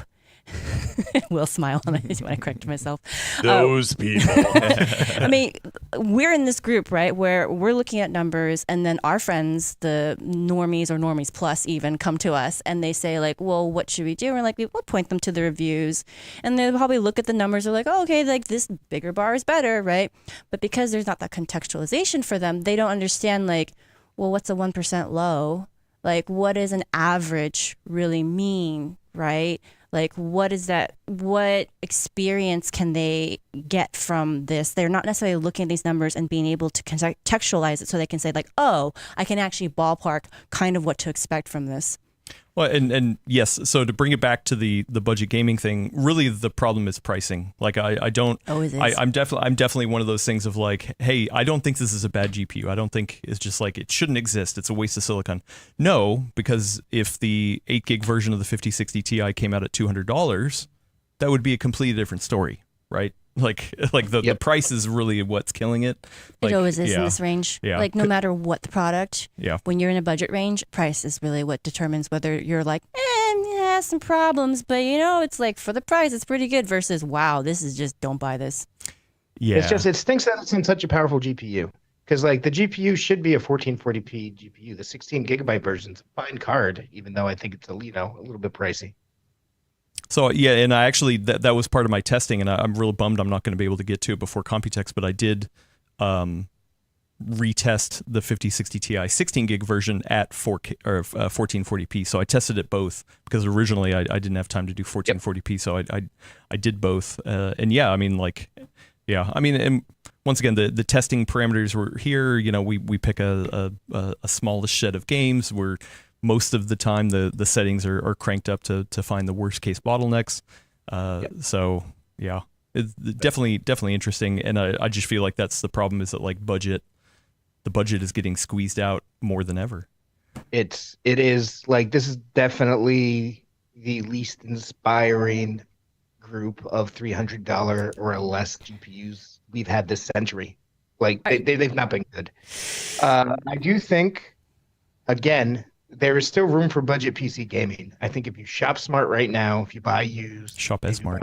Entry level like B570s, maybe something last gen like a 7700 XT, find used. I think you can still build a gaming PC if you're really cautious about it, careful about it.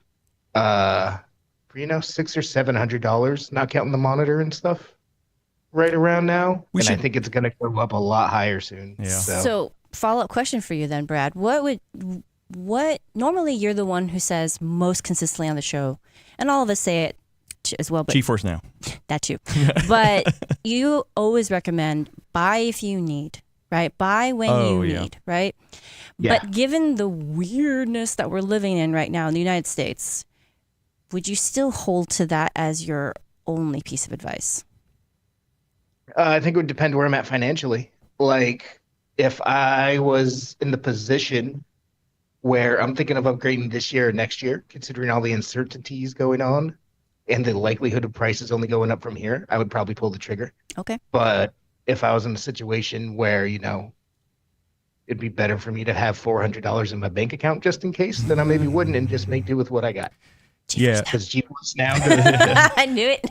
Well, and that's the difference too, is that we're talking about it from a purely gaming perspective, because work, there's still plenty of people who are willing to pay horrible prices if the work equation you makes may sense. have to, just so you can keep working. Yeah, because a part of me was like, man, I can't believe there's two 5090s sitting on the shelf.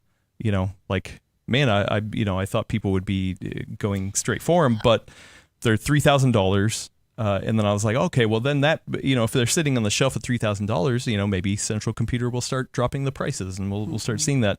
And it's like, no, they actually are probably going to hold it at $3,000, knowing that they can probably sell it at least sometime in the next couple months with all this pain to somebody who needs it for work.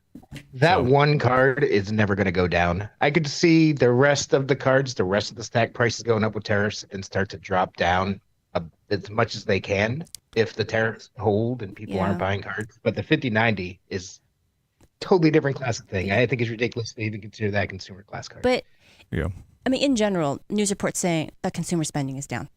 Of course. So, and I think the longer this uncertainty lasts, and so here's the thing, right? Everyone, listen to the news, and I actually kind of hate this about the news, but they're like, stock market's been rallying for the last 5 days, and it's like, yeah, but like it going up doesn't mean that it's like substantially replaced anything or changed things, right? So I kind of hate the day-to-day reports on this, but with people saying commonly, oh, my retirement account got really hit, right? And so they are going to be thinking, I'm even doing this. Like, I was at Costco and I was like, toilet paper's on sale. Everyone keeps telling me this toilet paper. Too. Everyone's telling me that toilet paper is made in the United States, but you know what? I don't know what those factories need from other countries to continue producing. So why not just have 90 rolls of toilet paper right now? I mean, why not? Because to be clear as well, of all of us here, I do the most sitting on a toilet. Oh, okay, right? Okay. So I wasn't gonna say it. I need more toilet paper.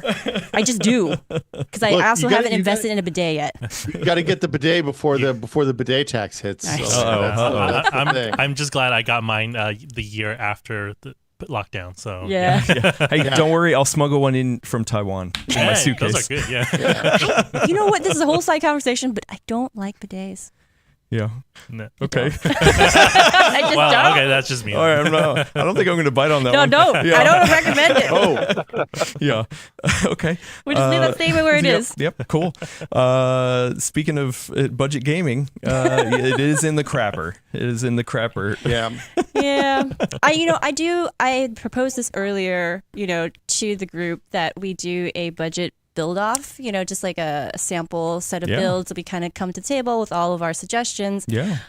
I think even if we don't do it as a contest as we normally do to see who had the best build, I think we should. We should still do it We need anyway to. as kind of like a baseline metric Yeah. to see how things are at this time of year, so we can refer back to it as the year progresses. Because I think things are going to be a little bit of a wild swing for at least the foreseeable fun future. idea. I mean, look, who knows what's going to happen when the shelves are empty in 6 weeks, right? Yeah. Like things are going to be a little wild. Yeah. And you're going to, cheap entertainment seems good. Yeehaw. The other way to do budget gaming is to do, I have a friend who only buys games that are like he just lives 3 years in the past. Yeah.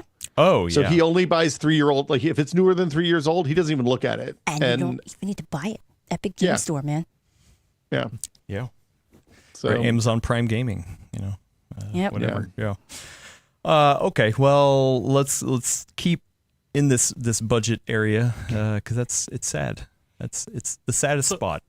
People crying that they can't get 5090s. Okay, whatever. But keep people crying they can't get real budget stuff. I agree with Will.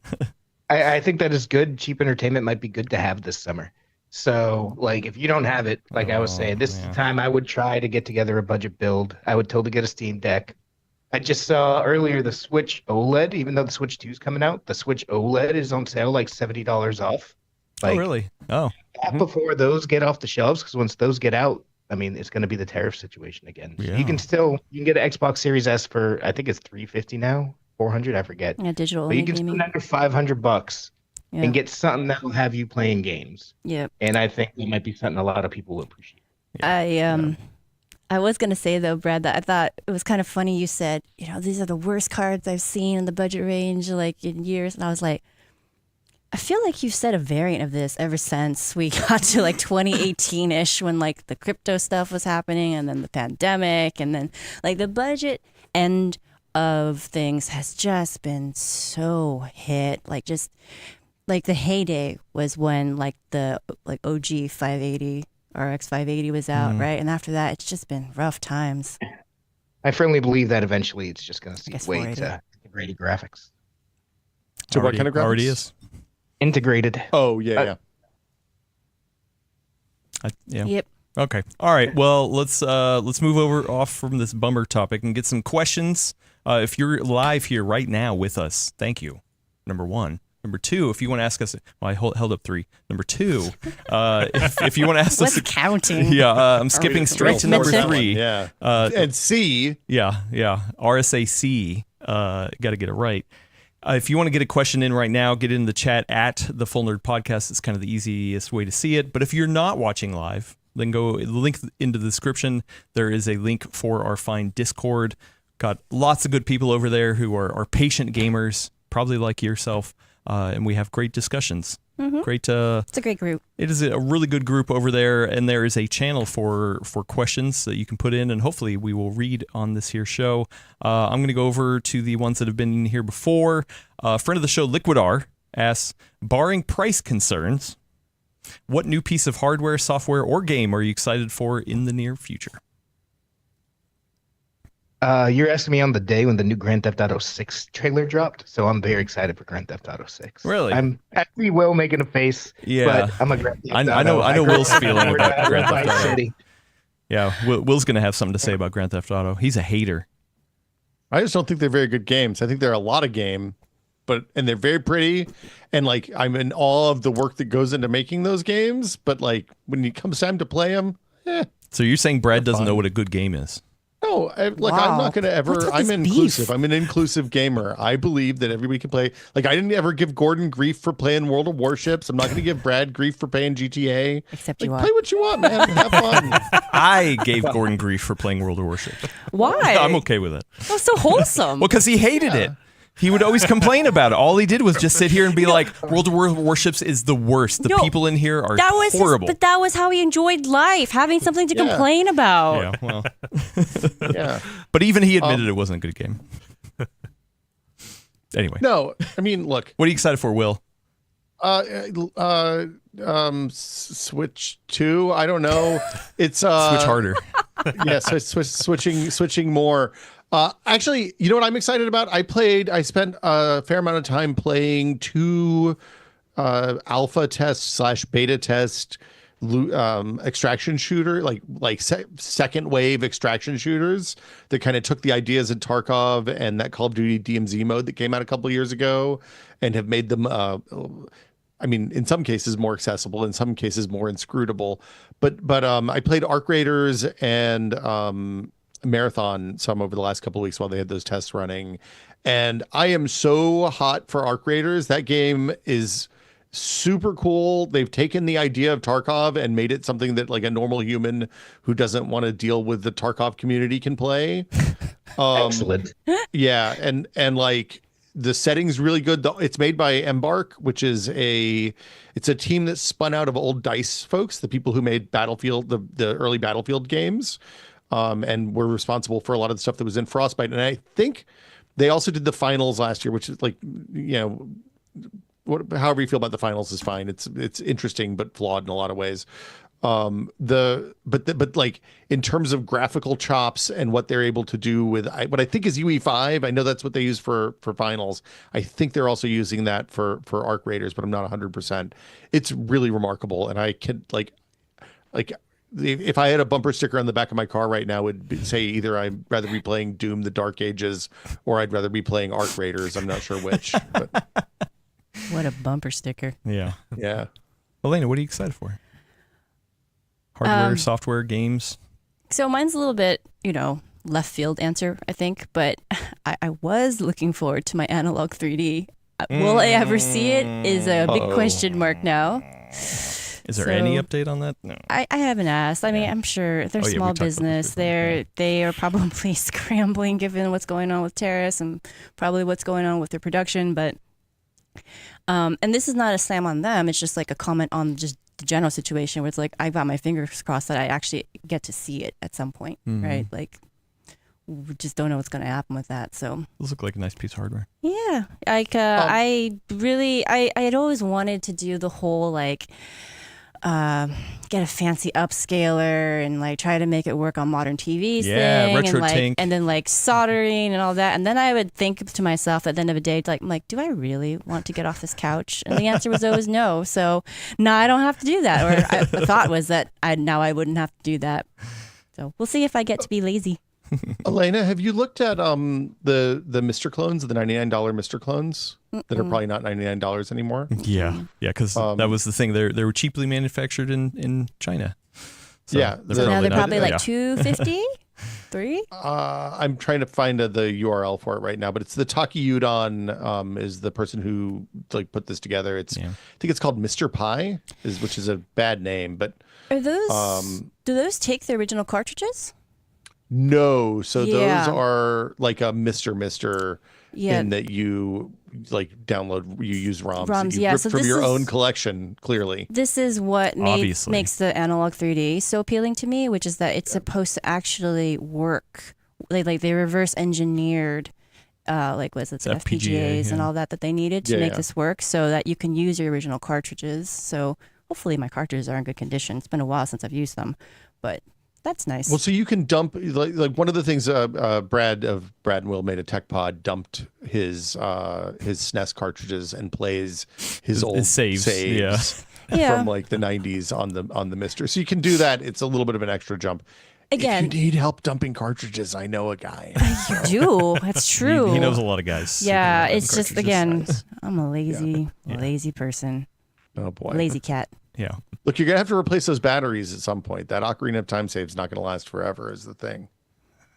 Why would you tell me things like that? I'm just telling you. It's like, you got to know this. I want to help you avoid heartbreak. It's fair. Actually, honestly, I've played that game so many times. I used to actually play that game at least twice a year.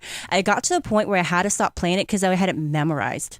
Like it was like kind of like a zone out sort of activity for me where I'd done it so many, like the people who do the Rubik's Cubes to the point where they don't think about it. Like that game was like that for me. I literally had to stop playing it for like 5 to 10 years so that I could forget enough of it that it would be enjoyable to like rediscover it. That's funny. Okay, so my question though is, how do you feel about Majora's Mask? I love that game.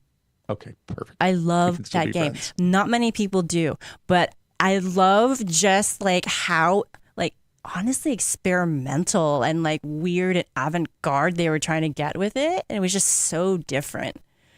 It's kind of the first roguelite in a lot of ways. 'Cause the time loops and all that. It doesn't really, it's not really random, but it's roguelite-ish. Friend of the show, Retro Sean said, meanwhile, yesterday my old GBA battery swelled up and died. No. Yeah.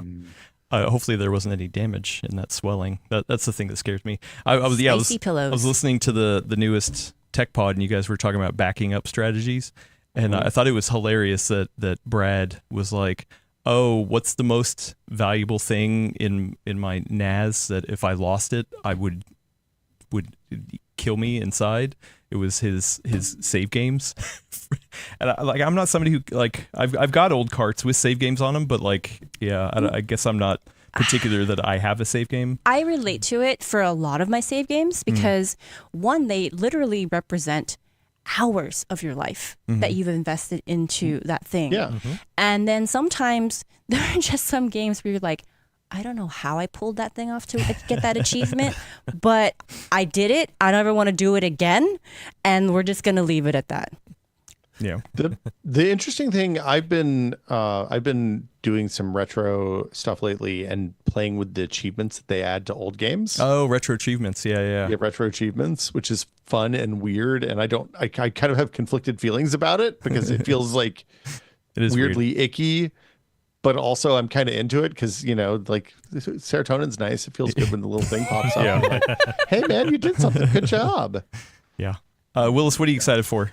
Look, speaking of lazy, I'm just waiting for maybe not in the near future, but the near future, hoping that AI will be in my Bringing this bidet. around.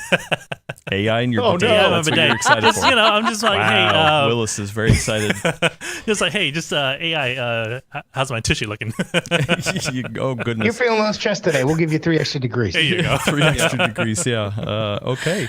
Well, yeah, I'm most excited for Switch 2, so much so that I actually pre-ordered 2 of them. You did mention I this. did, but I keep checking because both of them are pending on my credit card, and just like crossing my fingers, being like, just push through that money or just break it to me. I was looking at my phone just a couple of minutes ago. That's what I was doing. I wasn't, Important stuff. yeah, important stuff. One of those pre-orders got reversed. No. It did. So I'm sorry. I gotta tell the person that I promised that one Oh, to. That no. that they're not. Oh, gonna that's get it. heartbreaking. Yeah, and I was just like, oh no, because But- the Switch 2, I'm very excited for Hold the on. Switch 2. The pending charge might have been dropped, but you actually get the email saying that your pre-order had been I did dropped. not get an email.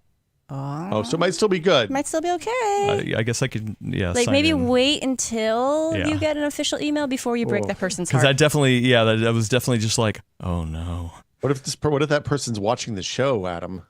no, probably not. Not likely. Yeah, not likely. I'm just Yeah, saying, like maybe just they like to watch good entertainment. Nintendo San Francisco opens on May 15th. You can just go get in line. Oh and my make God, it good. no, hell no. That's gonna just be. line. Adam time. doesn't like to wait. That's in gonna. line. Yeah, I don't like. Well, you know what? I would wait in what line if you for dropped? a Switch What 2. if you dropped candy on the floor for Yeah. them? Well, Yeah, that's all you got different floor story. candy. Well, civic That's centered floor candy. Yeah. Even I have my limits. We do. Yeah. Okay, you do have limits. We found them. Yeah, you're way too close to the tenderloin for me to pick up anything off the ground. I'm not that dumb. Oh my. It's Union Square floor candy, okay? Not Yeah. not Civic Center floor candy. It's Yeah. fine. All right. Okay. Well, so the website still says it's pre-ordered. Yeah. So just hang on to Okay, it. Like don't break okay. their heart until you have yeah. to. Yeah. I saw that on my my Chase account. Okay. Yeah. So we'll see. Cross your fingers and your toes for these Switch 2 pre-orders that they hold. Anyway, more questions. Yeah. It's been a while since we've answered questions. Yeah. I got to answer some questions. Okay. Friend of the show, Ivan R. asks, have Intel launched ARC at the right time in PC history? In other words, is luck on their side? Brad, just the microphone going to his mouth. I think they would have liked launching it a year sooner, the first gen. Yeah. But- Yeah. Also, right now is not a good time to continue launching GPUs either with all the prices. They're not going to get around that. It's like they always say, like, I forget if the analogy is like chopping a tree or starting a savings account or whatever. You know, the first time to start a savings account was 30 years ago. The next best time is right now. Yeah, true. Like, yeah. So hopefully they wind up being our saviors at the low end. It looks like if they get enough volume, they're looking good right now. So we'll see. Yep. Interesting. Okay. Yeah. Well, Dr. KMRK asks, is it the perfect storm of the used secondhand hardware parts market to shine? Where's the best place to get parts? Did I already ask this question? I don't remember. I don't think I did. No. I don't think I did. I don't remember this Yeah. one. So, Elena, I'm going to turn to you. Where, if people wanted to go secondhand or used, do you have places that you would point to towards like, hey, you know what? These are the ones that I recommend. I think I've mentioned this before, so it's not a dark. Yeah, maybe I did ask. It's not this. a dark confession. No, it's that I don't buy used. I like to buy new for hardware. For me For specifically. PC hardware. Yeah. It's kind of like, I don't know what it is. For me, it's just like, I like to know how it's been treated. So I will buy clothing from thrift stores. Like that doesn't bother me. But for my hardware, I like it new. Unless it's like a friend who like I know how they treat their hardware in general and like how they've been using their PC. Like something where it's like I really can like I said, like how I know it's been treated. No, that's just Cheetos. Yeah. Right. So I'm particular in that regard. So I think probably honestly Brad might be a better resource for this one. But in general, my advice is I prefer local transactions than like online, because it's like at least you know that that person has to show up with the hardware and they can't fill a box with bricks, right? And then you don't have to go through the whole headache of like, that's the reason why I'd buy new, right? I don't have to deal with like, oh, I have to like file an eBay report or whatever, that kind of stuff. Good point. So Yeah. that's me. Huh. All right. Well, Brad, what do you think? Do we have an article about this on the website? Where to buy the best probably at used some PC? point. Yeah. I know we had due for GPU at one point. At least we wrote that during the pandemic, so it might be very out of date now. Yeah. I'd be curious. I prefer to buy new as well, obviously. I think most people would prefer to buy new in a lot of cases. But I've actually been helping somebody like piece together a PC recently, and I echo Elena. I think local marketplaces, Facebook Marketplace, Craigslist, stuff like that, where you're meeting people in real life, chatting with them, being like, okay, send me a video of this. I can walk up, meet you at a police station, meet you in front of a government building somewhere safe, and actually like talk to the person and know who you're talking to. Because I've had some bad experiences with eBay things not being quite right in the past, and including Amazon, some of them in the past. Just if I'm gonna buy used, I like local, so I can look the person in the eye and be like, "Can you just shoot me a quick video of it running first with a thumbs up or something like that?" Yeah. Yeah, I was going to ask, what are your, do you have general guidelines for safely buy? Like I used to go to fire departments because the firefighters generally are pretty chill with like people rolling up and like using their parking lot to make legal transactions. Legal transactions. It's okay. It's a legal transaction. It's a video card. yeah, It's yeah. Hold not on a second. drugs, guys. Wait, hold on a second. Is marijuana legalized now? Okay, you're good. Yeah, we're cool. Not federally. But yeah, so like other guidelines for that, like just be in a public space where you're not going to get your kidneys harvested. That's the good one. Yeah. Nah. Like You don't need both of them. Come on. Like I would try to do it from a police station. It's fine. I was you, Wasn't a good you, joke. you got my brain for a second. I'm like, wait, do I actually? I don't know, but Mine was like, well, police let's get station, in the fire background. station. You know, I live in the capital of New Hampshire, so like in front of the Capitol building, like well Okay. lit in the day. There's plenty of enforcement people kind of around. I know there have been bad cases of people, at least locally, like trying to do things in parking lots, like the grocery store parking lots and stuff, and having things go wrong. So I prefer to always stick to places of government and officials. Yeah. How do you handle payment? And like, are you just going over and Venmoing somebody when you get there, or are you taking like rolling in with cash? For the person I was helping, it was usually cash. The stuff I've sold in the past has usually been cash, but Venmo is pretty common too. Okay. Yeah. That's one of the cool things about Facebook Marketplace, because you can make fake profiles on Facebook, obviously, but a lot of the time people just sell stuff so you can see who they are, kind of a deal. True. It Yeah. adds an extra layer. That is nice. Yeah. Friend of the show, Matt says, or you could do it in front of the PC World office. No, don't do that. Don't. We will not. There's nobody. Yeah. There's nobody that's going to be able to Well, save we do you. have security, but yeah, they're But they're not going to be they're able not to gonna help save you. Don't put that. Don't This is put San that Francisco. on our good people at the front desk. Yeah. Yeah. Yeah. Elena, this last question is for you. Boy. What does Elena think about the education system in America? I don't think that's the education system in America.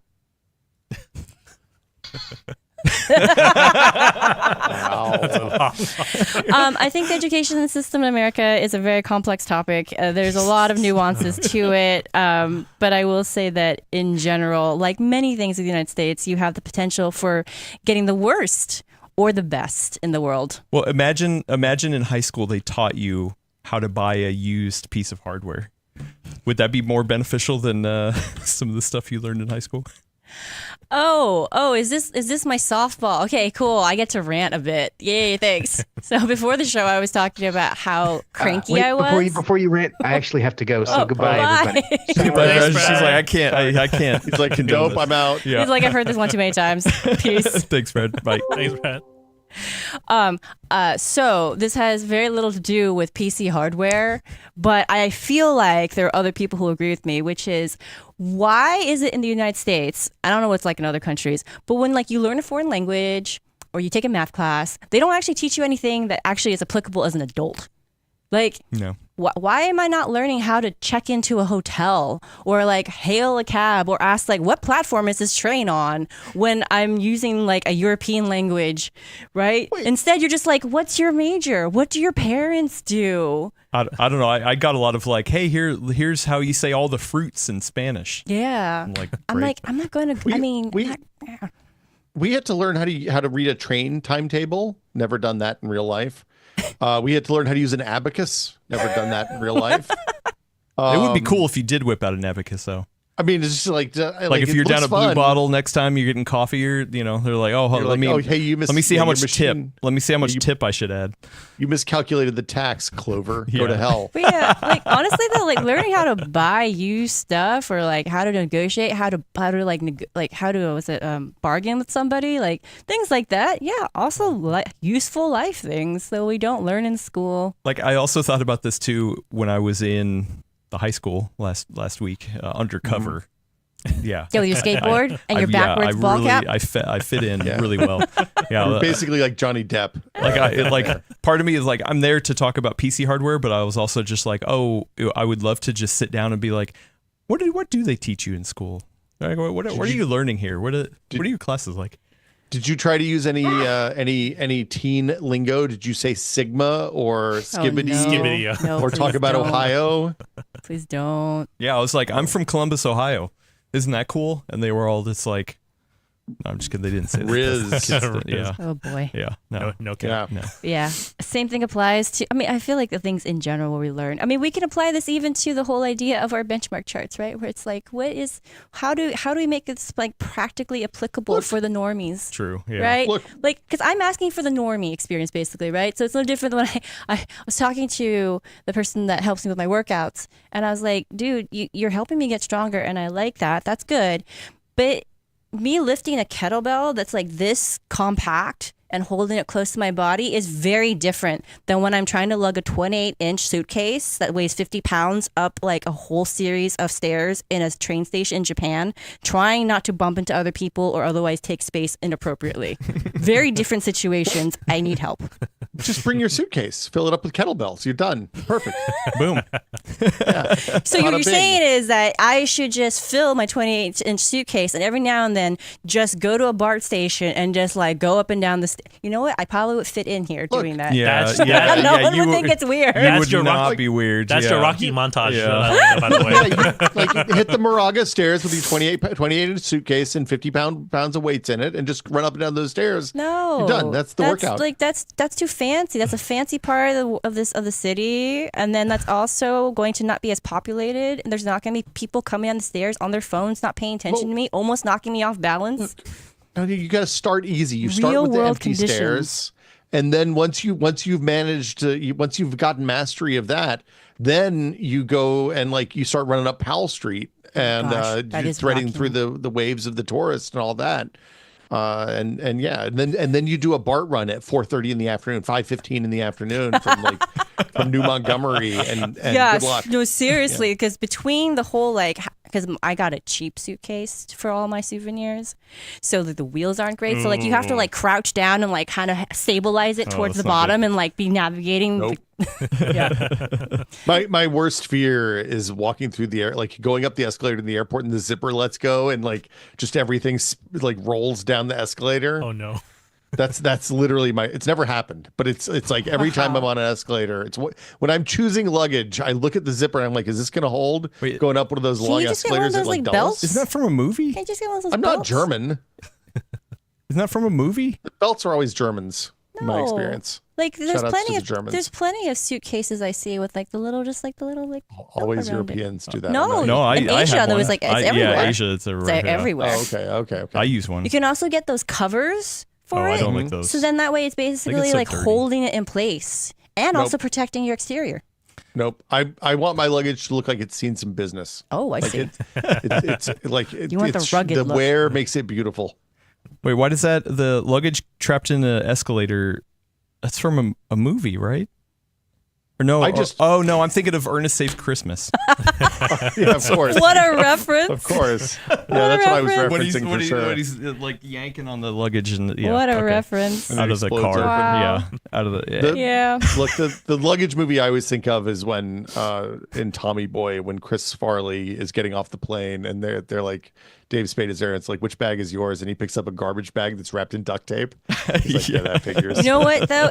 Honestly, it's not a bad hack for getting the airline sometimes to treat your stuff good, because there was one time I went to a wedding. The only time I had actually ever checked luggage before this last trip, and I was just like, well, Wait, hold on. You never check luggage ever? I hate checking luggage. That is an What? extra 20 or 30 minutes of my life gone that I can just be already on my way somewhere.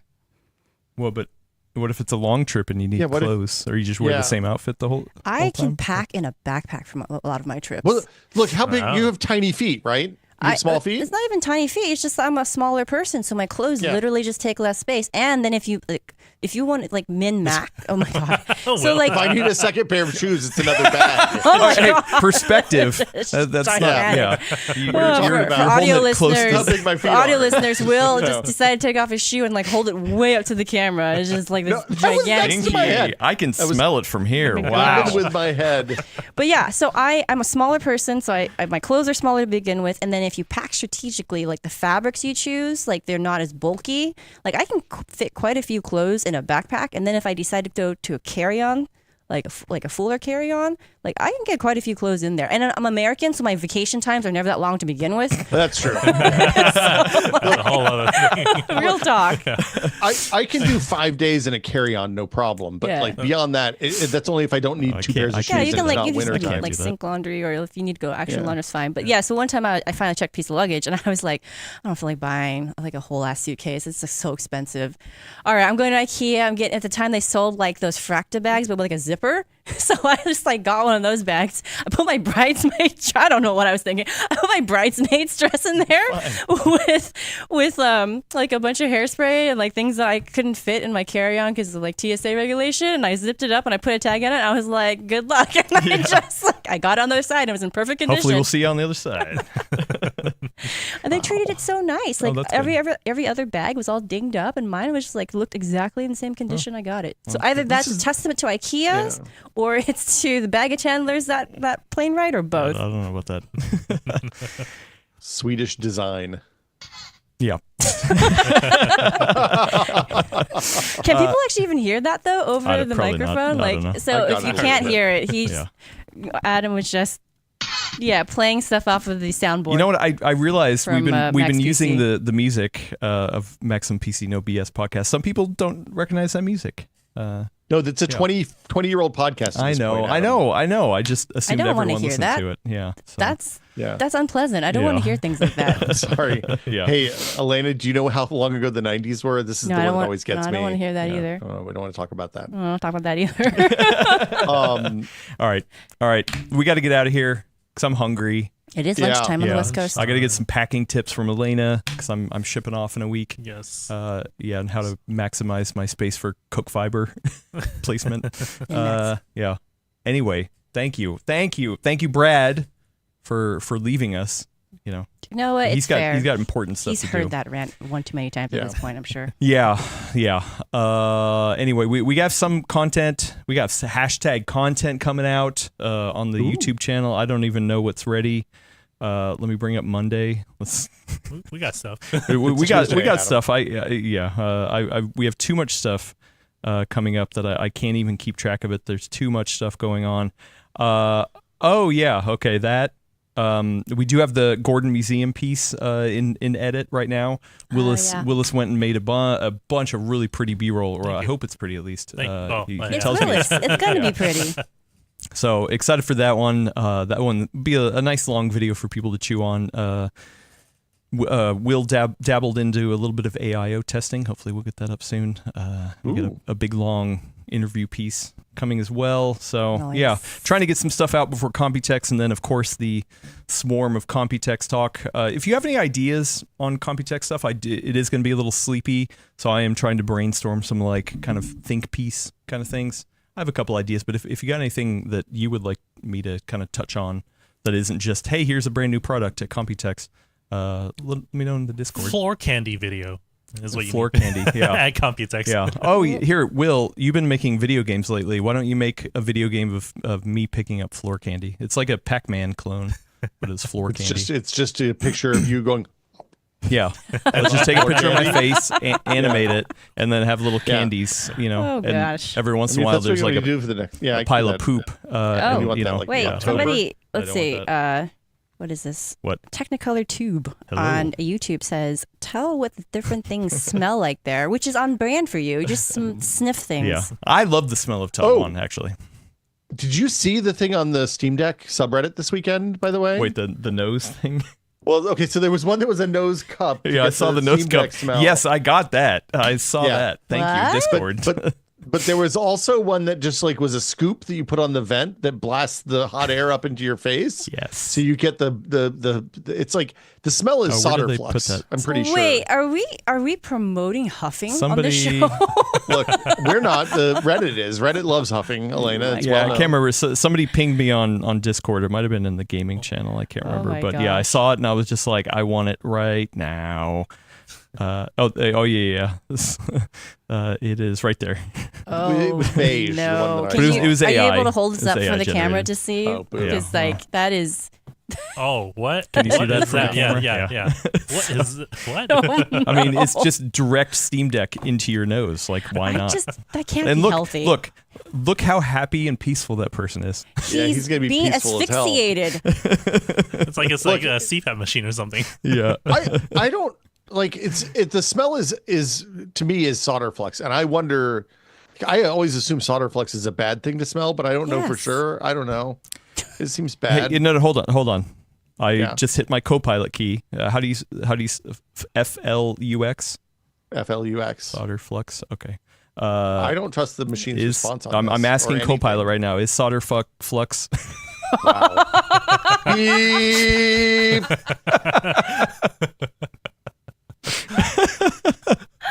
Wow. We are never getting that sponsorship. Excuse me. Okay, well, so Copilot says solder flux fumes aren't great for you. While the smell isn't necessarily harmful, inhaling the fumes can cause irritation or even long-term respiratory issues. Okay, what? Some people are even more sensitive than others, and repeated exposures can lead to health problems. if you're soldering regularly, it's best to work in a well ventilated area or use a fume extractor to minimize exposure. Do you solder often, or was this just a random curiosity? I've never had Copilot ask me a follow-up question. Just checking up on you. Yeah, Are you Copilot's They making data. sure you're okay. I love smelling my Steam Deck. Oh no. Oh no. So The unmistakable scent of new tech. There's something oddly satisfying about it. Yeah, see, Copilot knows. Copilot's a machine. It doesn't have lungs. Harvard Campus Services Environmental Health and Safety, a place that has a lot of money, so I assume that their lawyers are good, and Fake thus the news. information provided is good here, because if they get sued for giving bad information, they have more to lose than, say, Microsoft. They say that respiratory irritants, solder flux contains rosin, also called colophony, which generates visible fumes. Rosin's boiling point starts as low as 100 C Well, these aren't visible. and generates solvent vapor when heated to soldering temperatures. It can cause asthma or make existing asthmatic conditions worse, and the fumes can also cause eye and upper respiratory tract irritation. There you go. Once again- Rosin, like the stuff you use for a violin? No, this is a different kind of rosin, I believe. This is maybe it's not. I don't know. Also, you're assuming it's flux. That's assuming it is. I don't says think it solder is. flux. Yeah. The smell is flux. The smell is the smell that Well, flux but makes when you burn flux. but to that point, isn't I it was usually trying to get visible? this out of I technicality. don't see anything visible. This, out of the I Steam mean, Deck. but it can still eventually the smell goes away, because there's a lot of posts on the Steam Deck subreddit about, hey, my Steam Deck doesn't make the good smell anymore.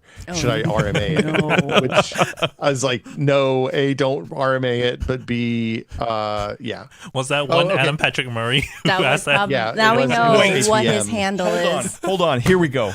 Okay, so you don't like your scented thermal paste to be like no. strawberry. What if it's solder flux Oh. and it's safe for you because it's a fake solder flux? Yeah. Maybe. Now, So- see? Maybe I'm on you to should something. ask DeBauer. Yeah. No, he doesn't want to talk to me about this. He's good. Yeah. Elena, Yes. Wikipedia says that it's the same rosin. It's a resinous material from pine trees and other plants, mostly conifers, and it's Oh, primarily it comes from trees. It's fine. diterpenoids and natural. carboxylic Yeah, acids. it's that natural Steam Deck scent. Come on. Will, you're just trying to yuck my yum or harsh my mellow or yeah, I'm nucking your yums. yeah, I don't like that. See, I thought you Please said you were don't- inclusive. Please don't eat the rosin. It's rubbed on the hair of Byproduct. bows for bowed stringed instruments to increase friction. Yep. Yeah, and I don't Hey, see any violinists talking about, having They don't light it on inhalant fire. problems. They don't light it on fire and huff it. I'm not lighting my Steam Deck on fire either. I'm fine. Yeah, I can it's- quit, as Matt says, I can quit anytime. I can quit anytime. Wait, what did you just read? Elena, it's also used in printing inks, including photocopying and laser printing paper. Yeah. So it's the good smell from the printer when the stuff is hot off the printer. You're like, Yeah, see? I don't You sniff print that. But you I don't- print weirdos. No, I don't sniff that. I love don't the sniff smell of that. a newsroom, Now the you will. typewriters. I never and- said that. well, it's not in typewriter ink. That's ridiculous. I'm sorry. What's wrong with I'm you? sorry. What's wrong with you, Adam? Yeah. Okay. All right, You we're used gonna to get be out of here. Fine, and then you got really Wait, into wait. huffing I electronics. can stop and at you any time, Will. all the time. I can You're stop so mad. anytime I want. Why do you do this? You have a family. Yeah, your cat needs you. Yeah. Yeah. Well, my Let cat's cry for needs help. it too. Yeah. So, Anyway. real question for you though. Yes, yes. As part of all the content discussion, what can our audience expect in terms of full nerds for the next couple of weeks while you're out in Taiwan? So next week, we will have Elena in to host here in the studio. I'm signing her up for it right now. Yeah. Hold on, that's is a Will great still going to be idea. around though? Oh yeah, Yeah, because he I'll be doesn't here. leave till a Okay. little bit later. I'm going a little. I like to go early and Oh. have some personal time. He likes to stay late, so, So I can he's do not this. going to be Okay. running the verticals and horizontals I need the to do week shopping. after. Yeah, so the full nerd tomorrow or next week going to be manned by Elena. Man, I'm gonna need a beard. You're going to need a beard for next week. Yeah, Elena's been drafted, so Perfect. yeah, sorry, you pulled the shortest stick. Just kidding. No. Yeah, I don't know what you guys are going to talk about. You guys have to figure that out. Good luck. And then the week Our after, rosin cast. yeah, the week after, we won't have it on Tuesday. We'll because it'll be Computex week, so we'll have it that usual Thursday Thursday afternoon Taiwan time, so it'll be off time for the Wednesday normal. evening for us. Yeah, Wednesday morning. October. If we're doing co-pilot. it usual afternoon time in Taiwan, then it'll probably be Say we're very live late. 2 p.m. Taiwan. Yeah, it'll be like late here. Okay, Like, real yeah, late like Pacific. Pacific time. So Like our European midnight, people yeah. will be screwed. Sorry. No, I think it'll work for No, them. European will be great. It's Yeah, US for people us it'll be like okay. in the early morning for us. Yeah, so it won't be on the 20th. It'll be on the 22nd. And we already have the guests lined up. We're going to have a couch. We're doing it from the hotel room again. I'm excited. So we're going to have a ton of snacks, a ton of Coke fiber. There you go. So it's going to be a good time. We should pick up those fruit. What was the fruit from that we Durian. got from No, durian, yes. But what was that? It was an apple something that Flora gave us at one point. Forgot. Oh, yeah. Oh, I some can't type of remember the name. apple. That but was the- weird. But tastes Yeah. different. Willis, did you troll him already with durian? Yes. No, I tried it already. I went and seeked it out at the night market. The trolling comes in when he got the little candies in a bag here, and they'd eaten lunch. I don't remember what we did. I think you guys went and got lunch, and I was in a meeting or something. And then I walked back in, and I was setting something up in the lab area, which is right next to the table where they were eating, and I was just like, what does that smell? Guys, do you guys smell natural gas? Will also came in and was like, "Is there a gas leak here?" Yeah, I was like, "No, is no, there no, a no, gas no, leak? no, This- don't call the fire department. Nothing.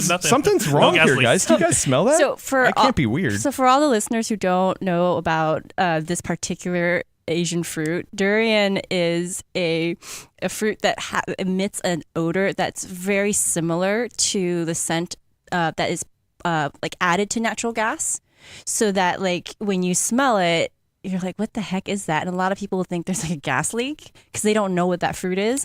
I've actually heard stories of like people from Southeast Asia, like if there's a lot of them that work at like a hospital, like the hospital has to put out a ban on people bringing durian into the hospital because they don't want people thinking, hotels yeah, say like it too. because they don't want people thinking there's a airlines. gas leak or having to like go and like Yep. not be able to tell if it actually is a gas leak, right?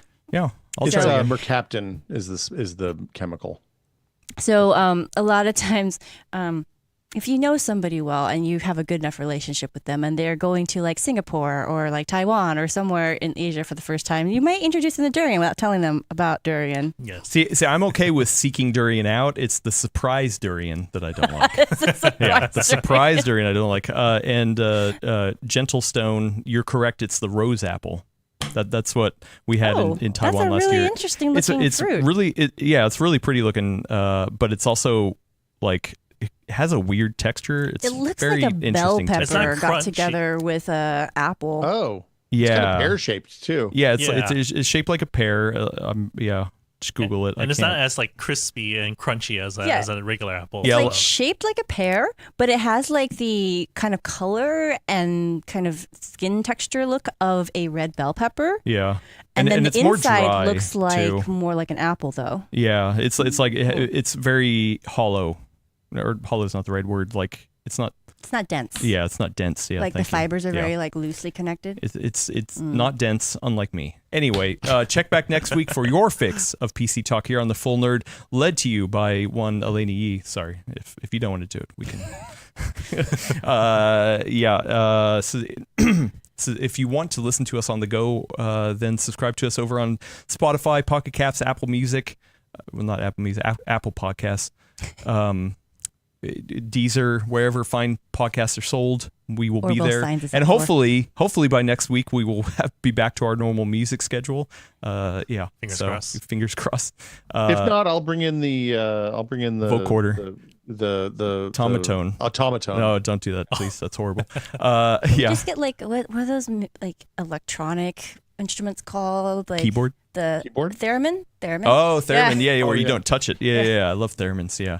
Oh wait, no, Oh no, do you have Will one? is like looking off to the side of his I desk. was gonna He say- probably would. I was Oh gonna- no. That's never ending. I was gonna say, Will, I have one actually too. We can jam. You have a theremin? No, the automaton. Oh! I thought you were talking about the theremin. I was about to say you didn't tell me this. Dueling banjos. I know Will has a banjo. I don't have a banjo. What? Yeah. Oh, there's an automaton. Okay, I thought you had a theremin. It's I can't hear it. so cute. Oh, Oh, it's getting filtered by Yeah, Zoom. I think Zoom is trying to It's so filter it. cute. Zoom Dueling saved you. banjos. Yeah, Yeah. bring it in. We'll jam. Anyway, Yeah, okay. I want to thank one Brad Charkis for coming and being the boss. Hey, yeah, no and problem, reminding Adam. us that GeForce Now exists. Yeah. Thanks for having me, Adam. It's great to be thank here. you very much. Thank you very much. Will, thank you for tuning in live on the internet. Always a pleasure. Enjoy your sports game, your sports I'm, ball Sports ball. later. What sports ball? Oh, it's a Warriors game tonight? No, I thought you had Oh, to my take wife's off- going. yeah. I'm not going. My wife's Oh. going to the Valkyries game. Like, we had to figure out transport. So, Okay, yeah. Well, yeah. tell her to challenging. enjoy it. Yeah. It's the Sports first. ball. It's the first one. It's the first Valkyries game in San Francisco. Is that ice hockey? It's the women's basketball WNBA team that is coming to San Francisco. Oh, at the Chase Center. Oh, okay. Cool. Sweet. Fun. Yeah. Have fun. Good luck. Elena, thank you for coming in and having fun. I'm here Yeah. in the flesh. Yeah. Weird. 2 weeks in a row. 2 weeks in a row. Madness. Weird. Soon to be 3 weeks in a row. Yeah. And actually, you know what? Wait, so for Computex, we will be doing, there are a couple keynotes that we'll be doing our typical watch party. Will's going to be running the verticals and horizontals on those, so definitely tune into those. We'll figure out who the guests are going to be. I need to grab Willis maybe, 2.0, so I have maybe somebody Elena. to help Hey. with that. No. Are we just going to be up at like 4 o'clock in the morning, Will? They're That's actually, what I usually do. yeah, well, yeah. No. Gordon and I got up and had some real good 4 conversations a.m. at 4 o'clock last year. Yeah. He was at a wedding There's someplace not another and 4 a.m. one. checked in from the business center to watch Qualcomm. Amazing. And I'm going to go and tell you, we just midway through that one, we just started talking because like Qualcomm wasn't doing anything worth talking about. So it was, yeah. You guys are highs. yeah. Anyway. That seems right. Yeah, and thank you everybody for tuning in. We got to get out of here. We got to wrap it up. We got to go. go. I'm hungry. Willis, to get us out of here. Thank you. All right.